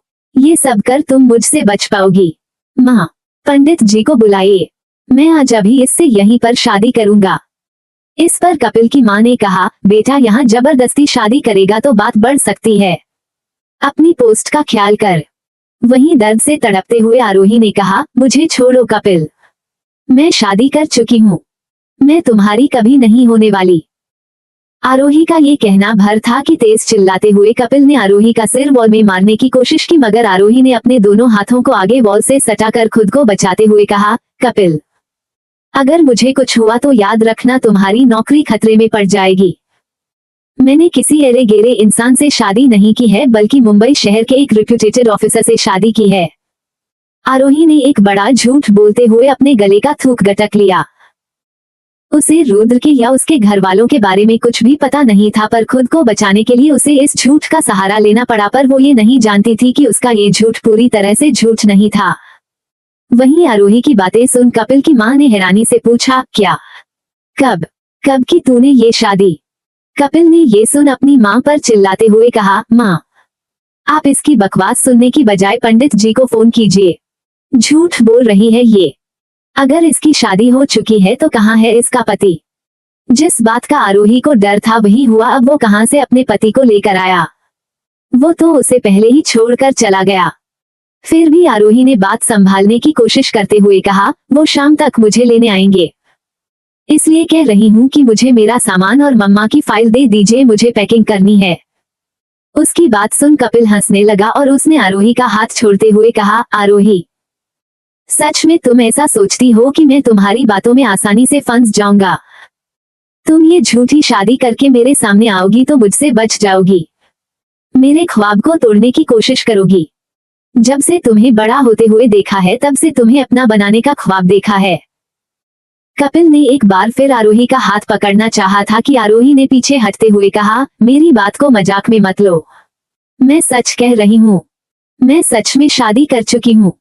और अगर तुम्हें विश्वास नहीं है तो शाम तक रुक जाओ ना। उन दोनों की बातों के बीच में अब कपिल की मां ने चिढ़ते हुए कहा, नहीं, हमें कुछ नहीं सुनना, तू शादी कर चुकी है ना? ठीक है, अभी निकल, शाम को अपने पति के साथ में आना और लेकर जाना अपना सामान और पैसे। आरोही के जाने की बात सुन कपिल ने ना में सिर हिलाते हुए आगे बढ़ आरोही को पकड़ना चाहा, उससे पहले उसकी मां ने बीच में आते हुए कहा, नहीं कपिल, जाने दे इसे, मैं भी देखना चाहती हूँ इसके पति को। और हाँ, हॉस्पिटल में पड़ी इसकी माँ का इलाज करवाने की अब कोई जरूरत नहीं, इसका पति करवाएगा। इतना कहकर कपिल की माँ आशा ने आरोही का हाथ पकड़ उसे घर से बाहर निकाल दिया। आरोही ने उन्हें रोकने की कोशिश करते हुए कहा, नहीं आंटी, मेरे पैसे, प्लीज आंटी मुझे मेरा सामान लेने दीजिए। आरोही चिल्लाती रही मगर आशा ने उसके मुंह पर डोर बंद कर दिया। इधर कपिल ने अपनी मां पर भड़कते हुए कहा, ये क्या किया आपने? कि तभी आशा ने कपिल को बीच में रोक उस पर गुस्सा करते हुए कहा, चुप करो नालायक, अगर कहीं उसकी बात सच हुई तो अपनी वर्दी से तो हाथ धो ही बैठोगे, साथ ही साथ जेल जाना पड़ा तो कोई बचाने भी नहीं आएगा। ये सुन कपिल ने कहा, सीरियस माँ, आप उस बेवकूफ लड़की की बातों में आ रही हैं? इस पर आशा ने कहा, नहीं, सिर्फ तुम्हारे बारे में सोच रही हूँ। उसे बाहर निकाला है, ये नहीं कहा कि तुम उसका पीछा छोड़ दो। पुलिस इंस्पेक्टर हो, जाओ जाकर पता करो कि कितना दम है इस लड़की की बातों में, और अगर झूठी निकली तो घसीटते हुए मेरे पैरों में लाकर पटक देना, फिर वो हाल करूंगी उसका कि अपने मरने की भीख मांगेगी। कपिल ने अपनी मां की बात सुन हाँ में सिर हिलाया। अंडरस्को। दूसरी तरफ रुद्र नहाकर फ्रेश होकर नीचे पहुंचा तो ईशु को देख उसके पास जाकर बैठ गया। रुद्र ने उसे देख मुस्कुराते हुए पूछा, क्या बात है ईशु, बड़ी खुश नजर आ रही हो। ईशु ने उसकी बात सुन मुस्कुराकर ना में अपना सिर हिला दिया तो डाइनिंग टेबल पर बैठे आयु ने कहा, क्यों झूठ बोल रही हो दी? भाई को बताती क्यों नहीं कि आपका बॉयफ्रेंड ऑस्ट्रेलिया से आज वापस आ रहा है? आयु की बात सुन ईशु ने जल्दी से अपनी पलकों को उठा उसे गुस्से में घूरा। वहीं रुद्र ने आयु के पास जा उसके सिर पर मारते हुए कहा, पढ़ पढ़कर दिमाग खराब हो गया है क्या तेरा? क्या बकवास कर रहा है? इस पर आयु ने अपना सिर सहलाते हुए कहा, भाई मैं उस सड़े हुए चीकू की बात कर रहा हूँ, दी का चाइल्डहुड फ्रेंड। ये सुन रुद्र ने अपनी आईब्रो उचकाते हुए कहा, ओ तो ये बात है, पर फिर भी तू उस चीकू को मेरी बहन का बॉयफ्रेंड कैसे बोला? ये कहते हुए रुद्र आयु को मारने के लिए लपका तो आयु ने अपने हाथों में ब्रेड ले इधर उधर भागते हुए कहा, सच बोला मैं तो, दी पसंद करती है उस सड़े हुए चीकू को। रुद्र ने इस पर आयु की तरफ भागते हुए कहा, चुप कर मुर्गे, वरना आज तू मेरे हाथों मारा जाएगा। दोनों डाइनिंग हॉल में इधर उधर सोफों पर उचकते हुए या कभी डाइनिंग की इस चेयर पर तो उस चेयर पर छोटे बच्चों के जैसे उछल कूद कर रहे थे, मगर जैसे ही सीढ़ियों से नीचे आते अपने बड़े पापा पर आयु की नजर पड़ी तो आयु ने जल्दी से अपनी जगह पर बैठ रुद्र से कहा, बड़े पापा। ये नाम सुन रुद्र अपनी जगह पर जड़ हो गया। वहीं ईशु वो उठकर खड़ी हो गई। तभी सीढ़ियों से उतरकर नीचे आए निखिल ने डाइनिंग टेबल पर एक नजर देखते हुए आयु से पूछा, आयु बाकी सब लोग कहाँ हैं? आयु कुछ जवाब देता उससे पहले एक प्यारी सी आवाज ने निखिल की बात का जवाब देते हुए कहा, किचन में। आज संडे मतलब फन डे, क्यों भूल जाते हैं आप? निखिल अपनी प्यारी बीवी की बात सुन मुस्कुराया और अपना सिर हिलाते हुए जाकर अपनी जगह पर बैठ गया। उसने अपने पास आती सोनम से पूछा, पापा और चाचा कहाँ है? इस पर सोनम ने मुस्कुराते हुए कहा, वे दोनों तो सवेरे सवेरे ना जाने किस काम की वजह से बाहर निकल गए। तभी तेज कदमों से सीढ़ियों से नीचे आए मयंक ने निखिल के पास बैठते हुए कहा, गुड मॉर्निंग भाई। निखिल ने सोनम से अपनी चाय लेते हुए कहा, गुड मॉर्निंग, आज लेट हो गए। मयंक ने कहा, हाँ भाई, इतने सालों में आज भी इस घर में कुछ नहीं बदला था सिवाय मकान के साइज को छोड़कर। घर के सदस्यों में आज भी प्यार और अपनापन बरकरार था। मयंक रिटायर होकर अब अपने पापा के रेस्टोरेंट को संभाल रहा था। वो अभी वैसा ही था, मजाकिया अंदाज और चेहरे पर भी उसकी बढ़ती उम्र के साथ ज्यादा कुछ बदलाव नहीं आया था। फिटनेस फ्रीक था। वहीं उसका बेटा आयु वो इन सब से दूर खाने में मस्त रहने वाला गोलू मोलू सा था। बात करें निखिल की तो वो अब कुछ और अधिक मैच्योर दिखने लगा था। क्या हो गया था, और हो भी क्यों ना, आखिर मुंबई शहर का एसपी था। निखिल ने रुद्र और आध्या के जन्म के बाद यूपीएससी एग्जाम की तैयारी कर एग्जाम क्लियर किया और आईपीएस अधिकारी बन गया था। इधर मयंक और निखिल आपस में कुछ बात कर रहे थे। इसी बात का फायदा उठा रुद्र चुपचाप दबे पांव वहां से जाने लगा था कि तभी वहां पर आई अर्चना जी ने रुद्र से कहा, रुद्रा बेटा मेरा चश्मा तो ढूंढ। अपना नाम सुन रुद्र के पैर एक बार फिर अपनी जगह पर जम गए। वहीं उसे इस तरह देख ईशु अपने मुंह पर हाथ रख हंस दी और जाकर अपनी जगह पर बैठ गई। इधर निखिल और मयंक ने भी उसका नाम सुन उसकी तरफ देखा तो रुद्र ने जल्दी से अर्चना जी के सिर से चश्मा निकालते हुए कहा, क्या दादी, आप हमेशा अपने सिर पर चश्मा रखकर भूल जाती हो। रुद्र ने ये कहा ही था कि उसके कानों में निखिल की आवाज पड़ी। निखिल ने चाय पीते हुए रुद्र से पूछा, कहाँ थे रात भर? इस पर आयु ने कहा, भाई तो रूम में ही थे, पढ़ाई कर रहे थे। निखिल ने आयु को घूर कर देखा तो आयु अपनी बत्ती सी निकाल कर रह गया। वहीं रुद्र ने निखिल को जवाब देते हुए कहा, पापा वो सक्षम की हाईवे पर कार खराब हो गई थी इसलिए मुझे उसे लेने जाना पड़ा। निखिल ने रुद्र की बात सुन उसे घूर कर देखा था कि तभी मयंक ने कहा, क्या भाई आप अपना पुलिस स्टेशन यहाँ मत खोलिए, आ बेटा आकर ब्रेकफास्ट कर। रुद्र मयंक की बात सुन एक नजर अपने पापा को देखकर अपनी जगह पर बैठा ही था कि निखिल ने उससे अगला सवाल पूछा, पढ़ाई कैसी चल रही है? कुछ हो पाएगा या इस साल भी? तभी सोनम और नैना किचन से बाहर आई और सोनम ने रुद्र का साथ देते हुए कहा, क्यों नहीं हो पाएगा, देखना इस बार सिलेक्शन पक्का। उसकी बात सुन अर्चना जी ने कहा, तुम लोग बेचारे मेरे बच्चे को कुछ खाने भी नहीं देते और बस शुरू हो जाते हो। अर्चना जी ने चाय का कप हाथों में लेते हुए कहा, बहुत हो गई पढ़ाई पढ़ाई, उसका मन नहीं है तो वो रेस्टोरेंट संभाल लेगा।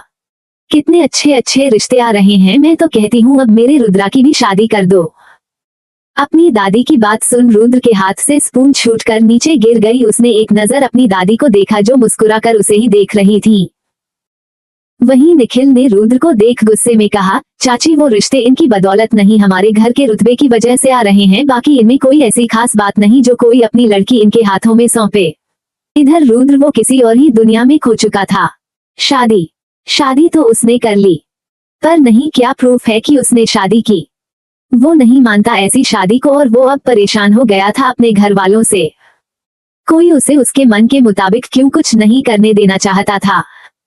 जरूरी नहीं आध्या ने यूपीएससी क्लियर कर लिया तो वो भी उसकी तरह अब IAS ऑफिसर बने, उसका मन इन सब में था ही नहीं। वहीं आध्या वो अब एक IAS ऑफिसर थी और फिलहाल ठाणे में उसकी पोस्टिंग थी। आध्या की पिछले साल ही शादी हो चुकी थी और उसके हस्बैंड राजीव भी पुणे में IAS ऑफिसर की पोस्ट पर थे।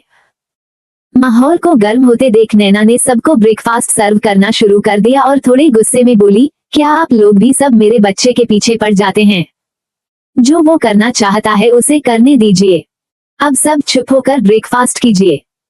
मयंक नैना की बात सुन मुस्कुरा दिया और उसने नैना को आंख मारते हुए इशारों में कहा, आई लव यू। इतने सालों में नैना इस घर को संभालना बहुत अच्छे से सीख गई थी और साथ ही मयंक के साथ रेस्टोरेंट भी संभालती थी।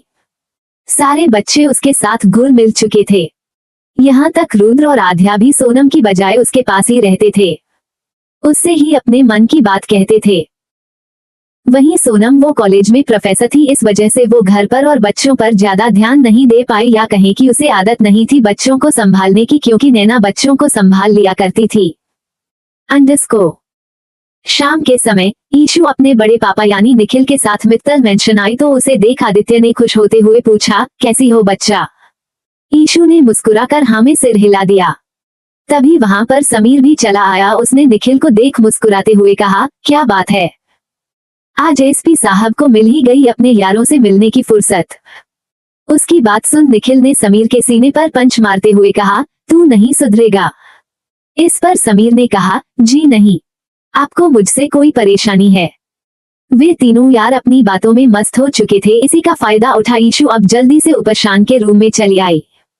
इस एपिसोड को समझने के लिए पीछे का एपिसोड जरूर सुनने और इसी तरह की और भी रोमांचक स्टोरी को सुनने के लिए हमारे चैनल SS एक्सप्लेना को लाइक और सब्सक्राइब कर लें। अब एपिसोड में आगे। उसने रूम के डोर पर नॉक किया तो शान ने झट से डोर ओपन करते हुए कहा, मुझे पता था तुम जरूर आओगी। उसकी बात सुन ईशु ने अपना सिर पकड़ लिया और फिर शान से अपनी उंगलियों से इशारों में पूछा, चीकू कब आएगा? इस पर शान ने उसका हाथ पकड़ उसे अपने रूम में खींचते हुए कहा, इतनी भी क्या जल्दी है? वैसे शान बोलते बोलते रुक गया और उसने ईशु को देखते हुए कहा, एक सेकंड, ओ जरा देखो तो मैडम को क्या सज संवर कर आई हो। ईशु ने शान की बात सुन अपनी आंखें भींचकर अपना चेहरा अपने हाथों में छुपा लिया।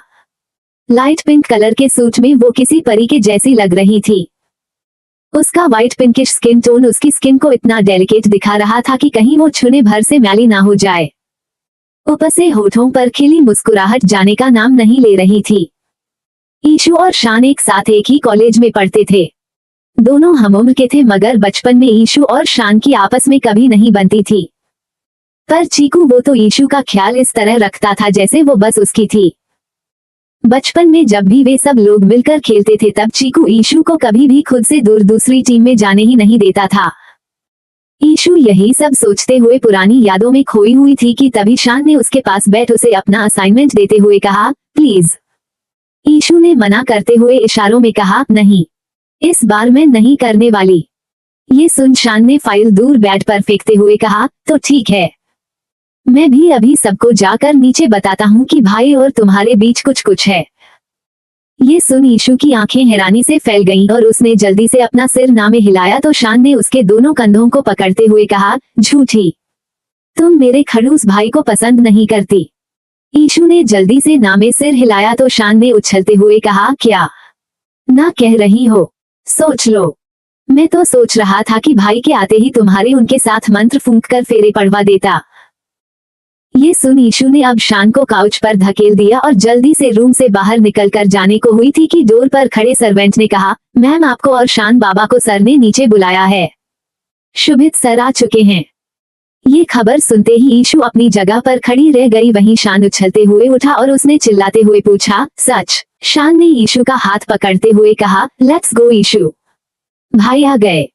शान की आवाज सुन ईशु होश में आई और उसने जल्दी से शान से अपना हाथ छुड़ाते हुए इशारों में कहा, नहीं, मैं नहीं आऊंगी। शान ने उसकी बात सुन मुस्कुराते हुए पूछा, ओहो, शर्माना एंड ऑल। शर्माओ, मैं जाता हूँ क्योंकि मुझे कोई शर्म नहीं है। ये कहते हुए शान रूम से जल्दी से निकल गया।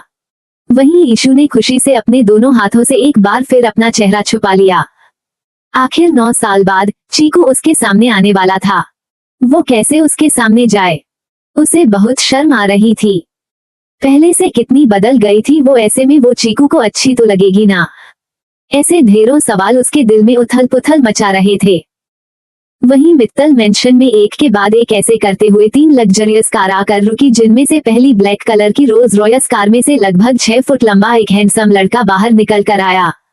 उम्र 26 साल, skin tone whitish brown, formal shirt pant पहने हुए उस लड़के की पर्सनैलिटी बहुत ही अट्रैक्टिव दिख रही थी। उसकी शार्प जॉ लाइन उसके फेस को परफेक्ट लुक दे रही थी। उसे देख कोई भी आसानी से कह सकता था कि ये आदित्य मित्तल का बेटा है। उस लड़के ने कार से निकल जैसे ही अपने सामने खड़े आदित्य को देखा तो जल्दी से आगे बढ़कर आदित्य के गले लगकर कहा, hey dad, I missed you so much. To be continued. Hello dear readers, तो ये हैं नॉवेल के सभी मेन कैरेक्टर्स। हाँ, अब आप लोग पूछेंगे शुभी तो अब तक एक भी बार सामने नहीं आई। तो वो भी आएगी, बस थोड़ा सा इंतजार करना होगा और बाकी के कैरेक्टर्स जैसे जैसे नॉवेल आगे बढ़ेगी आपके सामने होंगे। वैसे पाठ कैसा लगा बताना और कुछ कमी लगी हो वो भी बताना है। चैप्टर 5, ये तो तेरी बंदी है। शुभित आदित्य से अलग हुआ। पूरे मित्तल मेंशन को अच्छे से देखने लगा। पहले से मेंशन में काफी कुछ बदल चुका था। सिक्योरिटी बढ़ चुकी थी और बढ़ती भी क्यों ना, 100 दुश्मन थे आदित्य के बिजनेस वर्ल्ड में। शुभित इधर उधर देखने में व्यस्त था कि समीर ने खुश हो उसे अपने गले से लगा लिया। शुभित ने उनके गले लगने के बाद आदित्य और समीर के पैर छुए और उनके पास खड़े निखिल को पहचानते हुए कहा, निखिल अंकल। निखिल उसकी बात पर मुस्कुराया और उसने शुभित को अपने गले से लगाकर कहा, कैसे हो चीकू? शुभित ने निखिल के भी पैर छुए। ये देख निखिल शुभित से काफी इम्प्रेस हुआ था। इतने सालों देश से दूर रहने के बावजूद उसके संस्कारों पर कोई असर नहीं पड़ा था। दिखने में बिल्कुल आदित्य के जैसा था। यहाँ तक शान, आदित्य और चीकू तीनों की आवाजों में भी कोई फर्क नहीं था। अगर तीनों के चेहरे छुपा दिए जाएं और फिर उन्हें बोलने के लिए कहा जाए तो मुश्किल था ये कह पाना कि आवाज आदित्य की है या चीकू की या शान की। शुभित का जब सबसे मिलना मिलाना हो गया था कि तभी दूसरे नंबर की कार से एक लड़का, यही कोई शुभित के हमउम्र का, और एक लड़की बाहर निकल कर आए। समीर ने लड़की को देख शुभित को आंख मारते हुए पूछा, क्या यार चीकू, क्या ऑस्ट्रेलिया से आदि के लिए बहू भी साथ लेकर आए हो? निखिल ने ये सुन समीर से कहा, क्या यार तू भी ना ट्रैवल करके आया है? उसे आराम करने दे, तू उसे बाद में बोर करना। वे सभी समीर पर हंस दिए। वहीं शुभित ने अपने साथ लाए मेहमानों को आदित्य से मिलवाते हुए कहा, dad, my friend Mark and she is Anna. Aditya ने उन दोनों से हाथ मिलाकर मुस्कुराते हुए उनका स्वागत किया। वे सभी अंदर आए तो 2 सर्वेंट्स जल्दी से पानी और रिफ्रेशिंग ड्रिंक्स लेकर आ गए। एना ने मेंशन को देख तारीफ करते हुए कहा, ब्यूटीफुल। शुभित ने उसकी बात सुनकर पूछा, व्हाट? तो एना ने मुस्कुराते हुए कहा, योर हाउस। तभी अचानक से सभी को एक तेज आवाज सुनाई दी और ये आवाज किसी और की नहीं, शान की थी, जो कि चिल्लाते हुए शुभित के पास आया, भाई भाई। शुभित आवाज सुन जल्दी से अपनी जगह से उठ खड़ा हुआ और मुड़ा कि तभी शान उसके पास आ उसके गले से लिपट गया और उसने खुश होकर कहा, भाई। शुभित ने उसे खुद से दूर करते हुए पूछा, हाउज यू? शान ने झट से कहा, एब्सोल्युटली फाइन। दिख नहीं रहा क्या? शान ने शुभित का हाथ पकड़ते हुए पूछा, वैसे आप मम्मा से मिले? शुभित ने मना करते हुए कहा, नहीं, बस जाने ही वाला था। शान उसकी बात सुन उसे अपने साथ खींच कर ले गया। अपने दोनों बच्चों को देख आदित्य मुस्कुरा दिया। ये देख निखिल ने उससे पूछा, अब तो तू खुश है ना? चीकू आ गया वापस? आदित्य ने हाँ में सिर हिलाते हुए कहा, बहुत। सब कुछ खो देने के बाद बस अब यही दोनों तो हैं मेरे पास। अब मैं चीकू को कहीं नहीं जाने दूंगा। समीर ने ये सुन आदित्य को संभालते हुए कहा, बस कर यार। कभी कभी मुझे डाउट होता है कि ये मेरा वही यार है जो पहले कितना खड़ूस था। रोना तो दूर, चेहरे पर कोई एक्सप्रेशन तक नहीं होते थे। इधर शान सबसे पहले शुभित के साथ घर में बने मंदिर में गया। शुभित ने कान्हा जी का आशीर्वाद लिया और अब दोनों एक अलग ही रूम में आए तो रूम में लगी उनकी बड़ी सी फैमिली फोटो को देख वे दोनों मुस्कुराए। शान ने फोटो को देख उस पर हाथ फेरते हुए कहा, बड़े दादू, बड़ी दादी एंड मम्मा, सी फाइनली भाई वापस लौट आए हैं और अब मैं इन्हें यहाँ से कहीं नहीं जाने दूंगा। शुभित शान को एक फोटो से बात करते देख मुस्कुराया और उसने शान के सिर को सहलाते हुए कहा, शान, अब ये बचपना छोड़ो, इनमें से कोई भी तुम्हारी बात का जवाब नहीं देने वाला है। शान ने ये सुन मायूस हो एक नजर अपने बड़े भाई को देखा कि तभी उसका फोन बजने लगा। शान ने अपना फोन हाथ में ले शुभित से कहा, चलिए भाई। इतना कहकर शान कॉल पिक करते हुए पहले रूम से बाहर निकल गया। वहीं शुभित रूम से बाहर निकलने को हुआ था कि तभी किसी ने उसका हाथ पकड़ उसे कोने में अपने साथ खींच लिया। शुभित ने इस हरकत पर हल्की नाराजगी जाहिर करते हुए कहा, व्हाट यू आर डूइंग एना? एना ने मुस्कुराते हुए अपनी टूटी फूटी हिंदी में कहा, तुम क्या कर रहे हो? तुमने अपने डैड को क्यों नहीं बताया that I am your girlfriend? Shubhit ने उसकी बात सुन धीरे से कहा, I will tell him but not now. Dad के फ्रेंड उनके साथ हैं। एना ने हाँ में सिर हिलाया तो शुभित ने उसके होठों पर सॉफ्टली किस करते हुए कहा, okay, now come with me. ये कहते हुए शुभित मुड़ा तो अपने सामने खड़ी लड़की को एक नजर देखो वहां से एना का हाथ थामे निकलकर चला गया। उसके जाते ही उस लड़की यानी ईशु ने जल्दी से पलट शुभित को आवाज देते हुए रोकना चाहा पर उसे याद आया कि वो कैसे, वो तो बोल नहीं सकती। ईशु की आंखें भर आई। क्या वो उसे भूल गया? इतना भी कुछ बदलाव नहीं आया था उसमें जो चीकू उसे पहचान नहीं पाया। तभी वहां कॉल एंड कर शान आया और उसने ईशु से कहा, भाई से मिली? ईशु ने बड़ी सफाई से जल्दी से अपनी आंखों को साफ करते हुए हाँ में सिर हिला दिया और अब उससे जाने का इशारा किया तो शान ने उसे रोकते हुए, हे कम ऑन यार, भाई इतने सालों बाद वापस आए हैं, कम से कम उनके साथ थोड़ा टाइम तो स्पेंड करो, चलो साथ में डिनर करेंगे। ईशु ये सुन बेचैन हो गई और उसने शान से अपना हाथ छुड़ा इशारों में मना करते हुए कहा, नहीं, मुझे पढ़ना है। ये कहते हुए अब ईशु जल्दी से वहां से चली गई तो शान ने अपना हाथ घुमाते हुए कहा, ऐसा भी क्या शर्मा गई है भाई से? जब यहाँ नहीं थे तब हर वक्त उनके बारे में पूछ पूछ कर मेरा सिर खाती थी और अब खुद इधर उधर छुप रही है। इधर ईशु लिविंग हॉल में आई तो उसे देख निखिल ने उससे पूछा, चले बेटा, हो गया असाइनमेंट?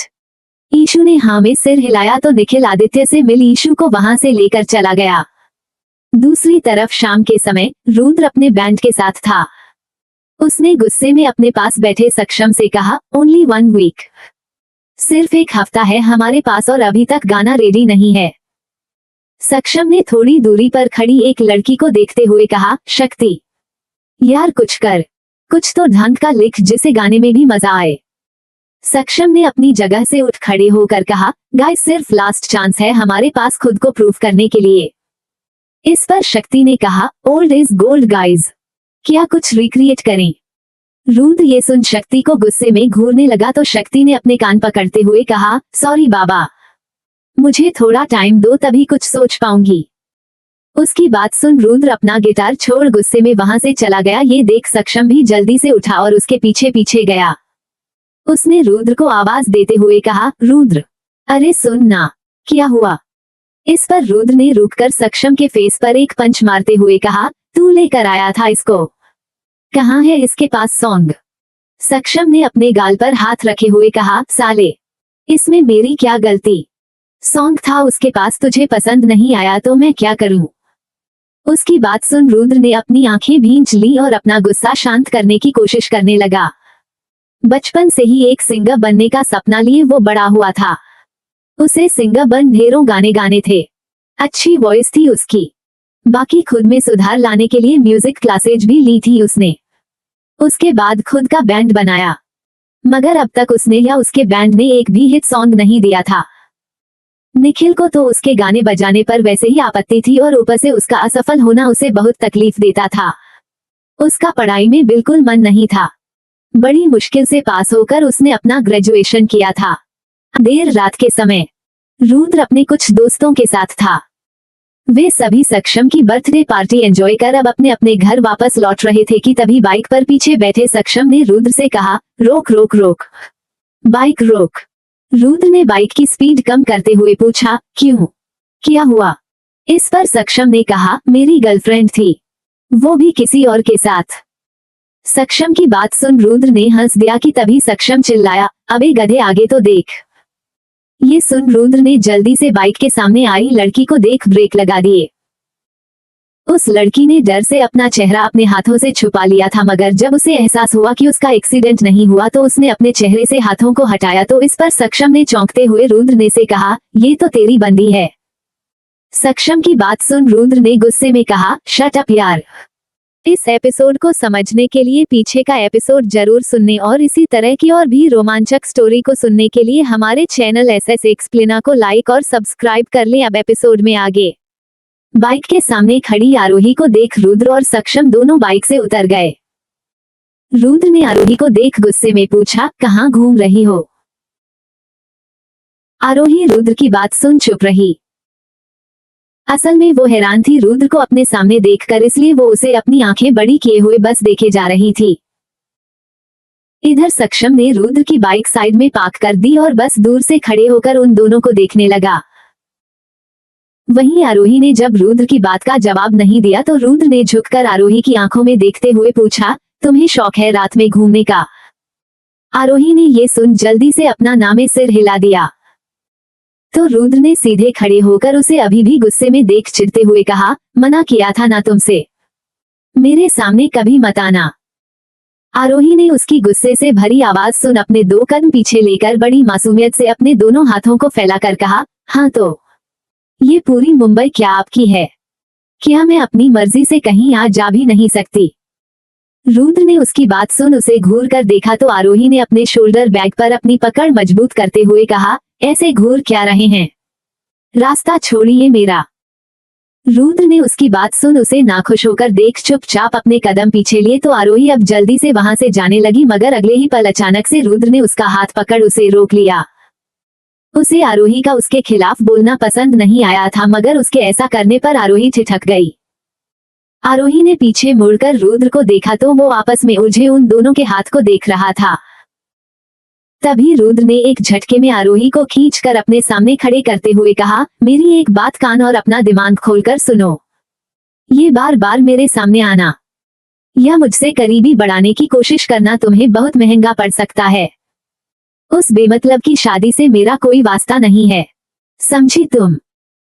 ये कहते हुए रुद्र ने अब आरोही का हाथ छोड़ा तो आरोही की हल्की सिसकी निकल गई और उसने अपनी कलाई पर पड़े रुद्र की उंगलियों के निशान को देखते हुए कहा, ये क्या किया? निशान पड़ गए? आरोही की बात सुन रुद्र उसके हाथ में पकड़ी दूसरे हाथ की कलाई को देखने लगा कि तभी आरोही ने थोड़े गुस्से में कहा, और क्यों मुझे याद दिला रहे हैं? क्या मैंने एक बार भी आपसे शादी का जिक्र किया? नहीं ना, फिर क्यों? आरोही ने भड़कते हुए कहा, अब मेरा रास्ता छोड़िए। And yes I will pray that कि मेरी मुलाकात आपसे फिर कभी ना हो। इतना कहकर आरोही अब रुद्र के साइड से निकल अपने लिए ऑटो रिक्शा रोकने लगी। उन दोनों की बातें खत्म होते ही सक्षम बाइक लेकर आ गया और उसने रुद्र से पूछा, ठीक से बात कर ली ना? रुद्र ने एक नजर उसे गुस्से में घूर अब आरोही को घूरते हुए पूछा, क्या कहना चाहता है तू? सक्षम ने एक नजर रुद्र को देखा जो दूर खड़ी आरोही को देखने में व्यस्त था। रुद्र को आरोही के बात करने का तरीका बिल्कुल पसंद नहीं आया था। आज किस तरह से अकड़कर वो उससे बात कर रही थी, वहीं कल रात में वो उसके सामने उससे शादी करने के लिए गिड़गिड़ा रही थी। इधर सक्षम ने रुद्र को देख मुस्कुराते हुए कहा, यही कि मेरी भाभी को घर छोड़कर आ। रुद्र ने सक्षम की बात सुन उसे एक थप्पड़ लगाते हुए कहा, क्या बोला? भाभी? सक्षम ने अपना गाल सहलाते हुए कहा, हाँ भाभी। देखना कोई ऑटो नहीं मिल रही, तू जा छोड़ कर आ, वैसे भी कितना लेट हो गया है। इस पर रुद्र ने पीछे बाइक पर बैठते हुए कहा, मैं नहीं जाने वाला, और हाँ ये फालतू भाभी भाभी मत बोल, कोई रिश्ता नहीं मेरा उससे। सक्षम ने रुद्र की बात सुन पीछे उसे देखते हुए पूछा, इसका मतलब तू चाहता है कि मैं तेरे बापू यानी एसपी निखिल प्रताप सिंह राणा जी को तेरे शुभ विवाह की फोटोज शेयर कर दूं? रुद्र ने ये सुनते ही हैरानी से कहा, व्हाट द एफ। तो सक्षम मुस्कुरा दिया और उसने अपना सिर हिलाते हुए कहा, तेरी शादी की फोटोज तेरे फोन से आज ही ली थी मैंने।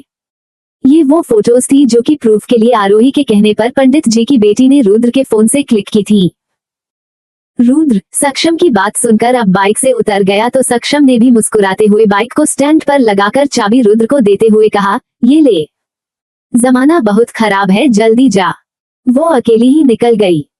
रुद्र ने गुस्से में सक्षम से बाइक की लेते हुए कहा, तुझे तो मैं कल बताता हूँ। सक्षम ने रुद्र की बात सुन हंसते हुए कहा, ओके बाय, अपनी नई नई बीवी के साथ ऐश करना, खूब घूमना। रुद्र ने एनोइंग लुक देते हुए सक्षम को घूरा तो सक्षम अब हंसते हुए वहां से निकल गया। उसे बार बार किसी का कॉल आ रहा था। सक्षम ने फोन पॉकेट से निकाल कॉल पिक करते हुए कहा, हाँ बोलो अनन्या। तो उधर से उस लड़की अनन्या ने गुस्से में कहा, हे सक्षम, वेयर इज ही, मेरे कॉल भी पिक नहीं कर रहा। सक्षम ने अनन्या की बात सुन मुस्कुराते हुए कहा, सॉरी अनन्या, पर अभी तुम्हारा बेबी बिजी है। ये सुन अनन्या ने गुस्से में पूछा, इतना भी कहाँ बिजी है, मिलना तो दूर, 2 दिन से उसने मुझसे बात तक नहीं की है। सक्षम ने अनन्या के चिल्लाकर बात करने पर फोन अपने कान से दूर कर खुद से कहा, ओ गॉड, ये राणा इसे कैसे झेलता है, कितना चिल्लाती है ये। सक्षम ने जल्दी से अब कॉल कट कर फोन साइलेंट कर दिया। वहीं रुद्र अपनी बाइक स्टार्ट कर आरोही के पीछे पीछे चला आया, जो कि ऑटो ना मिलने पर पैदल ही अपनी मंजिल की तरफ जा रही थी। रुद्र ने आगे जाती ब्लैक टी शर्ट और व्हाइट जीन्स पहनी हुई लड़की को देखा तो वो उसे देखकर ही पहचान गया और उसने बाइक की स्पीड बढ़ा बाइक आरोही के सामने रोक दी। इधर आरोही उसकी इस हरकत पर डर कर पीछे हट गई। उसने अपनी आंखों पर आए अपने बालों को अपने एक हाथ से समेत सामने देखा तो एक बार फिर रुद्र को देख वो चिढ़ गई और उसने उससे पूछा, अब क्या है।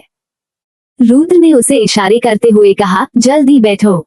इस पर आरोही ने जल्दी से पूछा, क्यों।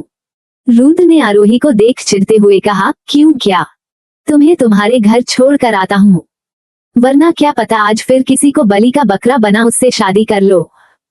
रुद्र की बात सुन आरोही ने उस पर चिल्लाते हुए कहा, खुद को क्या समझते हो, कुछ भी बोलोगे, मैं नहीं जा रही, आप जा सकते हो। रुद्र ने अपनी बाइक स्टार्ट करते हुए एक बार फिर कहा, बैठो।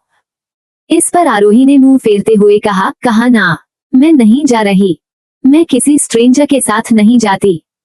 आरोही की बात सुन रुद्र ने बाइक बंद कर आरोही का हाथ पकड़ उसे अपनी तरफ घुमाते हुए गुस्से में पूछा, स्ट्रेंजर, मैं स्ट्रेंजर हूँ तुम्हारे लिए।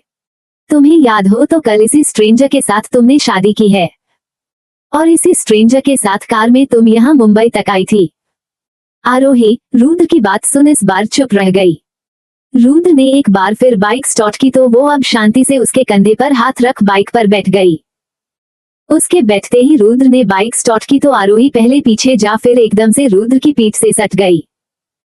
इस सब में वो चिल्ला पड़ी थी पर जल्दी ही खुद को संभाल उसने ठीक से बैठ धीरे से कहा, सॉरी।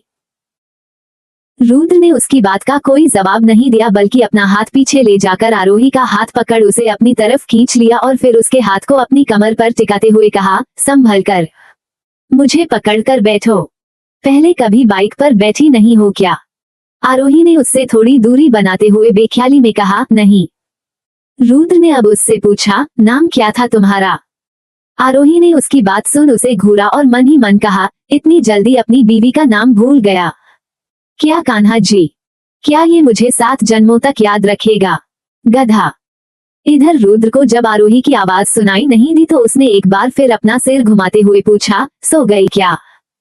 उसकी आवाज सुन आरोही अपनी सोच से बाहर आई और उसने जल्दी से कहा, नहीं। आरोही शर्मा। रुद्र ने आरोही से कहा, तो आरोही जी बताइए कहाँ जाना है आपको। आरोही ने उसे अपनी फ्रेंड के हॉस्टल का पता बता दिया। कपिल के घर से निकाले जाने के बाद उसके पास रहने का कोई ठिकाना नहीं था, इसलिए फिलहाल के लिए वो अपनी एक फ्रेंड के साथ हॉस्टल में आ गई।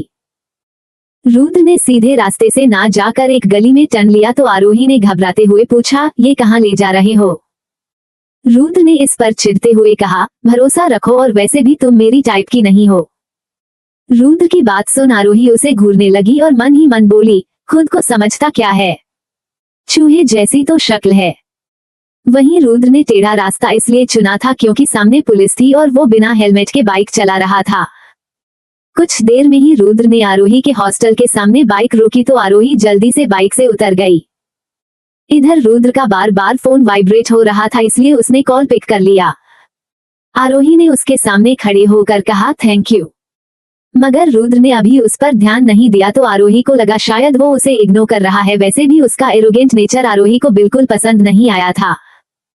वो हॉस्टल के गेट की तरफ बढ़ गई पर ना जाने क्यों एक बार फिर उसने मुड़कर रुद्र को देखा कि तभी रुद्र ने भी कॉल पर बात करते हुए उसकी तरफ देखा।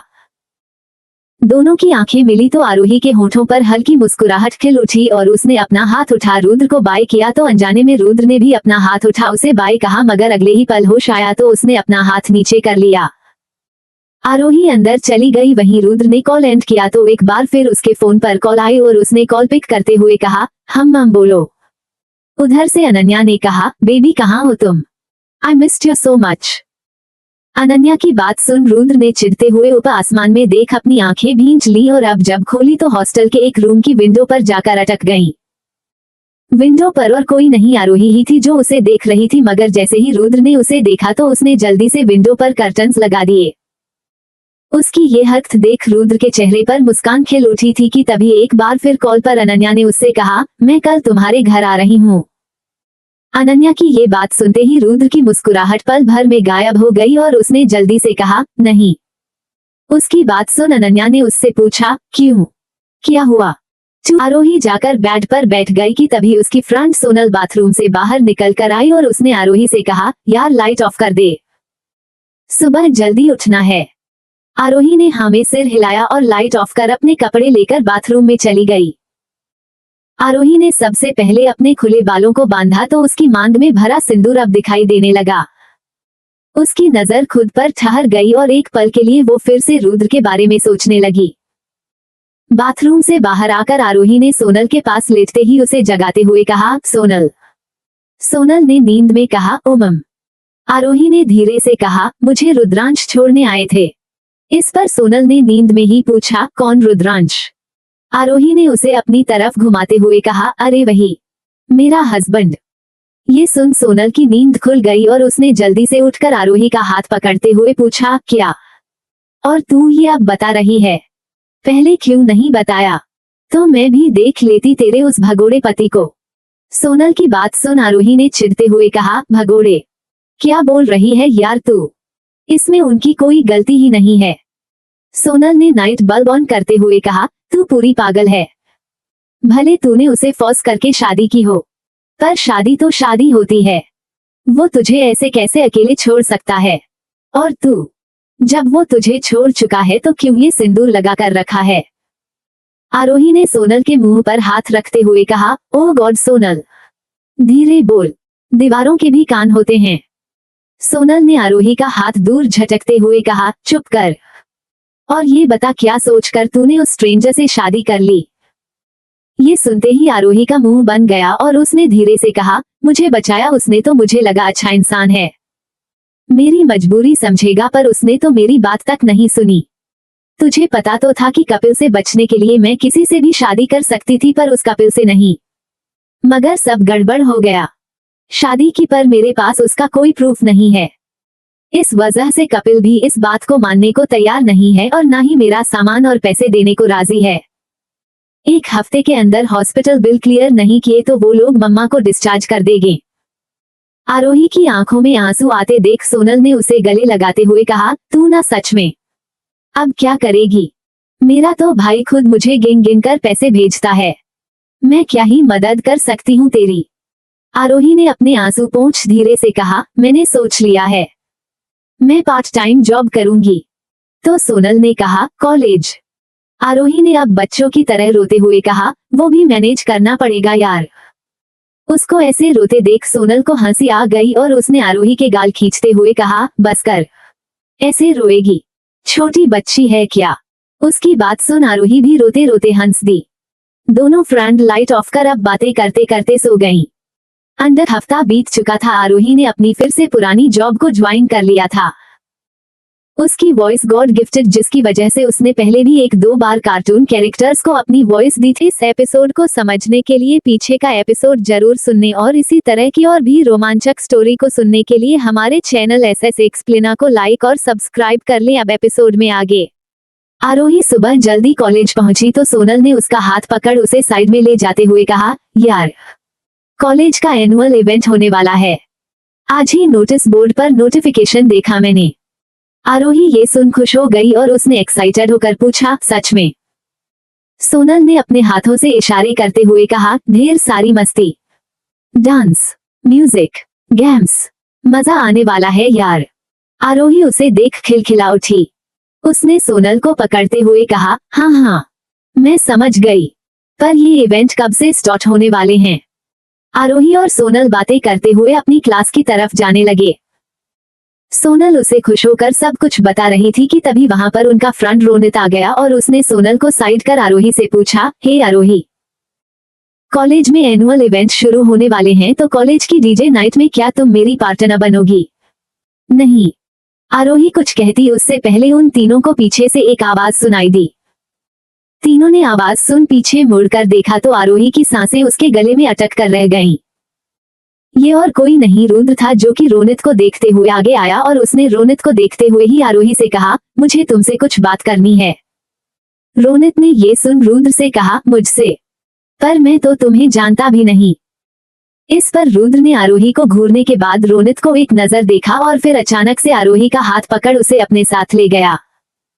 ये देख सोनल और रोनित का मुंह खुला रह गया और रोनित ने सोनल से कहा, आरोही ने बताया नहीं कि उसका बॉयफ्रेंड भी है। रोनित की बात सुन सोनल ने चिढ़ते हुए कहा, शट अप रोनित, पता नहीं कौन है ये और ये आरोही को लेकर कहाँ चला गया। इतना कहकर सोनल अब जल्दी से उसी डायरेक्शन में गई जिस तरफ आरोही गई थी। रोनित भी सोनल के पीछे पीछे गया। इधर रुद्र आरोही को एक स्टोर रूम में लेकर आया और उसने डोर बंद कर आरोही को गुस्से में दूर झटकते हुए पूछा, तुम यहाँ क्या कर रही हो? आरोही ने खुद को गिरने से संभाला और उसे देख हैरानी से कहा, क्या कर रही हूँ से क्या मतलब? मैं यहाँ पर सेकंड ईयर स्टूडेंट हूँ, मेरा कॉलेज है ये। रुद्र ने उसकी बात सुन चिढ़ते हुए कहा, रियली? या मेरा पीछा कर रही हो? अब जहाँ मैं होता हूँ वहाँ तुम होती हो, ऐसा क्यों? रुद्र की बेरुखी सुन और रुद्र को अपने पास आते देख आरोही ने कहा, व्हाट? पीछा मैं क्यों करूंगी? आरोही पीछे हटते हटते अब वॉल से टकराकर रुक गई तो रुद्र ने गुस्से में आरोही चेहरे के करीब अपना एक हाथ रख उस पर झुकते हुए कहा, मेरा साथ पाने के लिए?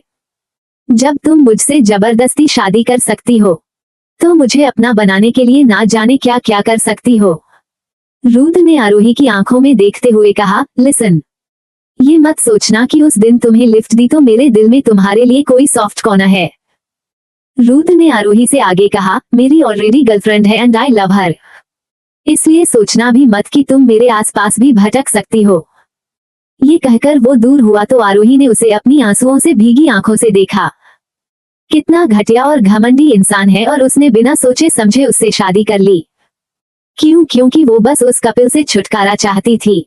वाकई उस रात उसका दिमाग खराब हो गया था। आरोही अपनी सोच में गुम थी कि तभी रुद्र ने जाते जाते उससे कहा, मुझे तुम्हारी शक्ल पसंद नहीं, देखते ही गुस्सा आता है, इसलिए जब तक मैं तुम्हारे कॉलेज आने वाला हूँ तब तक मेरे सामने आने की कोशिश मत करना, चाहो तो घर पर रहो। ये कहते हुए वो जाने को हुआ था कि आरोही को उसके बिहेवियर पर गुस्सा आ गया और उसने वहां पास ही रखी पुरानी फाइल्स उठा रुद्र की पीठ पर मार रोते हुए कहा, क्या समझते हैं आप? मैं चुप हूं तो कुछ भी बोलेंगे? रुद्र मुड़ा तो आरोही ने वहां रखी और भी पुरानी फाइल्स अब उसके ऊपर फेंकते हुए कहा, क्यों? मैं क्यों कॉलेज नहीं आ सकती? आरोही ने उसके चेहरे पर फाइल फेंकते हुए कहा, खुद मेरे पीछे पीछे आते हैं और मुझ पर उंगली उठाते हैं, मुझे डराने की कोशिश करते हैं। आरोही एक बार फिर गुस्से में उस पर फाइल्स मारने को हुई थी कि रुद्र ने आगे बढ़कर रोती हुई आरोही के हाथ से फाइल छीन दूर फेंक दी और उसको कमर से थाम अपने करीब खींचते हुए गुस्से में कहा, क्या कर रही हो ये सब, और ये रोना बंद करो। आरोही ने मना करते हुए कहा, नहीं, आपसे शादी कर मैंने अपनी लाइफ की सबसे बड़ी गलती की है। मैं कोई ऐसी लड़की नहीं हूँ जो किसी भी राह चलते आदमी से शादी कर ले। मजबूर थी उस रात, आपसे मिली तो ना जाने क्यों आप मुझे औरों जैसे नहीं लगे, मगर मैं गलत थी। शादी की पर आप तो मुझे छोड़कर चले गए ना, तो सब खत्म। रुद्र ने बोलती हुई आरोही के मुंह पर हाथ रखते हुए कहा, अच्छा ठीक है, मैं समझ गया बाबा, रोना बंद करो। उसकी बात सुन उसकी आंखों में देख आरोही को अब और रोना आ गया, उसके आंसू बहने लगे। सुबह से परेशान आरोही को रोने का ये अच्छा मौका मिल गया था। उसे इस तरह रोते देख रुद्र परेशान हो गया। उसे अब ये सिचुएशंस हैंडल करना नहीं आ रहा था। असल में वो आरोही के कॉलेज में म्यूजिक कॉन्सर्ट वाले दिन अपने बैंड के साथ परफॉर्म करने वाला था, इसलिए बस उसी के सिलसिले में कॉलेज आया था। मगर आरोही को अपने सामने देख ना जाने उसे क्या हुआ, वो उसकी तरफ ही खींचा चला आया। उसे हट करने के लिए नहीं बल्कि बात करने के लिए, पर अनजाने में उसे हट कर बैठा। कुछ समझ नहीं आया तो उसने रोती हुई आरोही को अब अपने सीने से लगा लिया और उसने उसके सिर को सहलाते हुए कहा, शशिश, मैंने कहा ना रोना बंद करो। आरोही ने रोते हुए कहा, नहीं, मैं कॉलेज आऊंगी। रुद्र ने उसके सॉफ्ट बालों को सहलाते हुए कहा, हाँ ठीक है। आरोही ने फिर से रोते हुए कहा, आप गुस्सा नहीं करेंगे। रुद्र ने इस पर भी सहमति जताई, नहीं करूंगा। आरोही ने आगे सुबकते हुए कहा, नहीं, आप मेरे सामने ही नहीं आएंगे। रुद्र ने बेख्याली में आरोही के बालों पर किस करते हुए कहा, हाँ नहीं आऊंगा। पर आरोही अब उसके टच को महसूस कर जल्दी से दूर हट गई। वहीं रुद्र को भी ख्याल आया कि उसने क्या किया है, तो वो आरोही को घूरने लगा। एक दूसरे से नजरें चुराते हुए वो दोनों कुछ देर चुपचाप खड़े रहे थे। पर तभी अचानक से रुद्र ने आरोही के करीब जा उसके गाल पर किस करते हुए कहा, आई हेट टीयर्स। नहीं परेशान करूंगा बट डोंट क्राई। इतना कहकर वो पीछे हटा और अब जल्दी से डोर ओपन कर वहां से चला गया। वहीं आरोही वॉल से सट कर खड़ी अपनी तेज होती धड़कनों के शोर को सुन रही थी। अभी अभी जो हुआ वो बहुत ही अजीब और अनएक्सपेक्टेड था। वो उस पर गुस्सा कर रहा था, उसे परेशान कर रहा था और अब खुद ही ये कहकर चला गया कि आई हेट टीयर्स। क्या अजीब लड़का है, ना जाने उसने क्या मुसीबत अपने सर पर मोल ले ली थी। अपना फोन निकाल उसने टाइम चेक किया तो देखा उसकी क्लास का टाइम निकल चुका था। ये देख उसे रुद्र पर गुस्सा आया, पर अब तो वो जा चुका था। स्टोर रूम से बाहर निकलकर वो कुछ दूर चली थी कि एक बार फिर वो उसके सामने था, मगर अकेला नहीं, अपने कुछ दोस्तों के साथ और शायद अपनी गर्लफ्रेंड के साथ। वहीं रुद्र ने भी सामने से आती आरोही को एक नजर देखा और फिर अपने सनग्लासेज पहन अपने दोस्तों से कहा, ओके फिर हम शाम को मिलते हैं। ये कहते हुए रुद्र ने फिर से आरोही को देखा तो उसकी नजर उसके पास खड़ी अनन्या पर थी, जो कि उसके करीब खड़ी हुई थी। आरोही ने अनन्या को घूरने के बाद गुस्से में रुद्र को देखा तो रुद्र ने अनन्या को दूर करने की कोशिश करते हुए कहा, चलें। अनन्या ने उसके बाजू को अपने दोनों हाथों से पकड़कर कहा, हाँ चलो। वे लोग जाने लगे। रुद्र ने पलटकर दूर खड़ी आरोही को देखा, जो कि अब भी उसी को घूर रही थी। रुद्र को उसके ऐसा करने से ना जाने क्यों डर लगा और उसने अनन्या से अपना हाथ छुड़ाते हुए कहा, अनन्या, सक्षम तुम्हें ड्रॉप कर देगा। उसकी बात सुन सक्षम मुस्कुरा दिया और उसने पीछे मुड़कर आरोही को देख अब रुद्र को देखते हुए कहा, हाँ अनन्या, मैं तुम्हें छोड़ दूंगा। आओ, रुद्र को एक बेहद इम्पोर्टेंट काम से बाहर जाना है ना रुद्र? रुद्र ने जल्दी से हाँ में सिर हिलाया तो सक्षम ने रुद्र के कान में फुसफुसाते हुए कहा, बाहर वाली को छोड़ और घर वाली पर ध्यान दे। देख तुझे कैसे खा जाने वाली नजरों से घूर रही है। रुद्र ने ये सुनते ही अपने ग्लासेस हटाकर आरोही को देखा कि तभी आरोही वहां से चली गई। सक्षम ने उसके जाते ही फिर से रुद्र के कान में फुसफुसाते हुए कहा, ले। नाराज होकर चली गई, जा मना उसे, तब तक इस अनन्या बेबी को मैं छोड़कर आता हूँ। रुद्र ने जल्दी से आरोही को जाते देख बेख्याली में हाँ में सिर हिलाया, मगर जल्दी ही उसने सक्षम को देखते हुए कहा, मैं क्यों मनाने जाऊं। वहीं अनन्या ने दोनों को खुसूर फुसूर करते देख मना करते हुए कहा, नो रुद्र, तुमने प्रॉमिस किया था कि तुम आज पूरा दिन मेरे साथ रहोगे। मैं इस सक्षम के साथ कहीं नहीं जाने वाली। वहीं दूसरी तरफ मित्तल मेंशन में आदित्य और शान को शुभित की गर्लफ्रेंड के बारे में पता चला तो दोनों ही समझ नहीं पा रहे थे कि वो कैसे रिएक्ट करें। शान तो सबसे ज्यादा हैरान था, उसे तो लगा था कि उसका भाई अपने किए प्रॉमिस को भूला नहीं होगा। वो ईशु से प्यार करता है पर यहाँ तो उसकी जुबान पर ईशु का नाम तक नहीं था। आदित्य ने बात को संभाल मुस्कुराते हुए कहा, आओ ब्रेकफास्ट करते हैं सब लोग, बाकी बातें बाद में। इस पर शुभित ने कहा, डैड मेरी बात पूरी नहीं हुई है, मैं और ऐना जुहू वाले मेंशन में रहना चाहते हैं। शुभित की बात सुनते ही आदित्य जो कि अपनी जगह पर बैठने ही वाला था वो रुक गया। वहीं शान उसने हैरान होकर शुभित से पूछा, भाई ये आप क्या कह रहे हैं, आपको शर्म नहीं आती?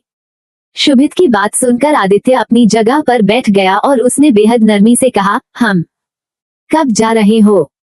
शान आदित्य के सवाल से चौंक गया और उसने हैरानी से पूछा, पॉप्स आप क्या कह रहे हैं? आदित्य ने शान को अपने पास बैठने का इशारा किया और उसकी प्लेट में ब्रेकफास्ट सर्व करते हुए कहा, तुम्हें अभी इन सब चीजों में पढ़ने की जरूरत नहीं है, ब्रेकफास्ट करो, कॉलेज जाओ, अपनी स्टडी पर फोकस करो, पढ़ोगे नहीं तो एमडी कैसे बनोगे? आदित्य की बात सुन वहां खड़े शुभित ने हैरान हो आदित्य से पूछा, एमडी? और वो भी शान, आप क्या कह रहे हैं डैड? आदित्य ने शुभित की तरफ देखे बगैर कहा, तुम जा सकते हो चीकू। शुभित ने आदित्य की बात सुन छिड़ते हुए कहा, डैड हमारी बात तो पूरी होनी चाहिए, आपने क्या कहा अभी कि आप शान को एमडी बनाना चाहते हैं? फिर मैं यहाँ क्या कर रहा हूँ? इधर शान खुद आदित्य की बात से हैरान था पर अभी उसने बीच में बोलने की बजाय बात को वहीं खत्म करने की कोशिश करते हुए कहा, भाई पॉप्स कहना चाहते हैं कि। तभी आदित्य ने अपना ब्रेकफास्ट करते हुए कहा कि तुम दोनों मेरे बेटे हो और तुम दोनों का मेरी प्रॉपर्टी पर बराबरी का हक है, पर अभी मैं जिंदा हूँ इसलिए मैं डिसाइड करूंगा कि इंडस्ट्री का न्यू एमडी कौन होगा। शुभित आदित्य की बात सुन शौक था कि तभी ऐना वहां आ गई और उसने उन सभी को ब्रेकफास्ट पर ज्वाइन करते हुए आदित्य से कहा, गुड मॉर्निंग मिस्टर मित्तल।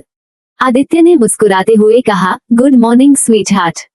ऐना मुस्कुराए और उसने शुभित से कहा, come baby have a seat. वहीं शुभित उसके चेहरे का तो जैसे रंग उड़ चुका था।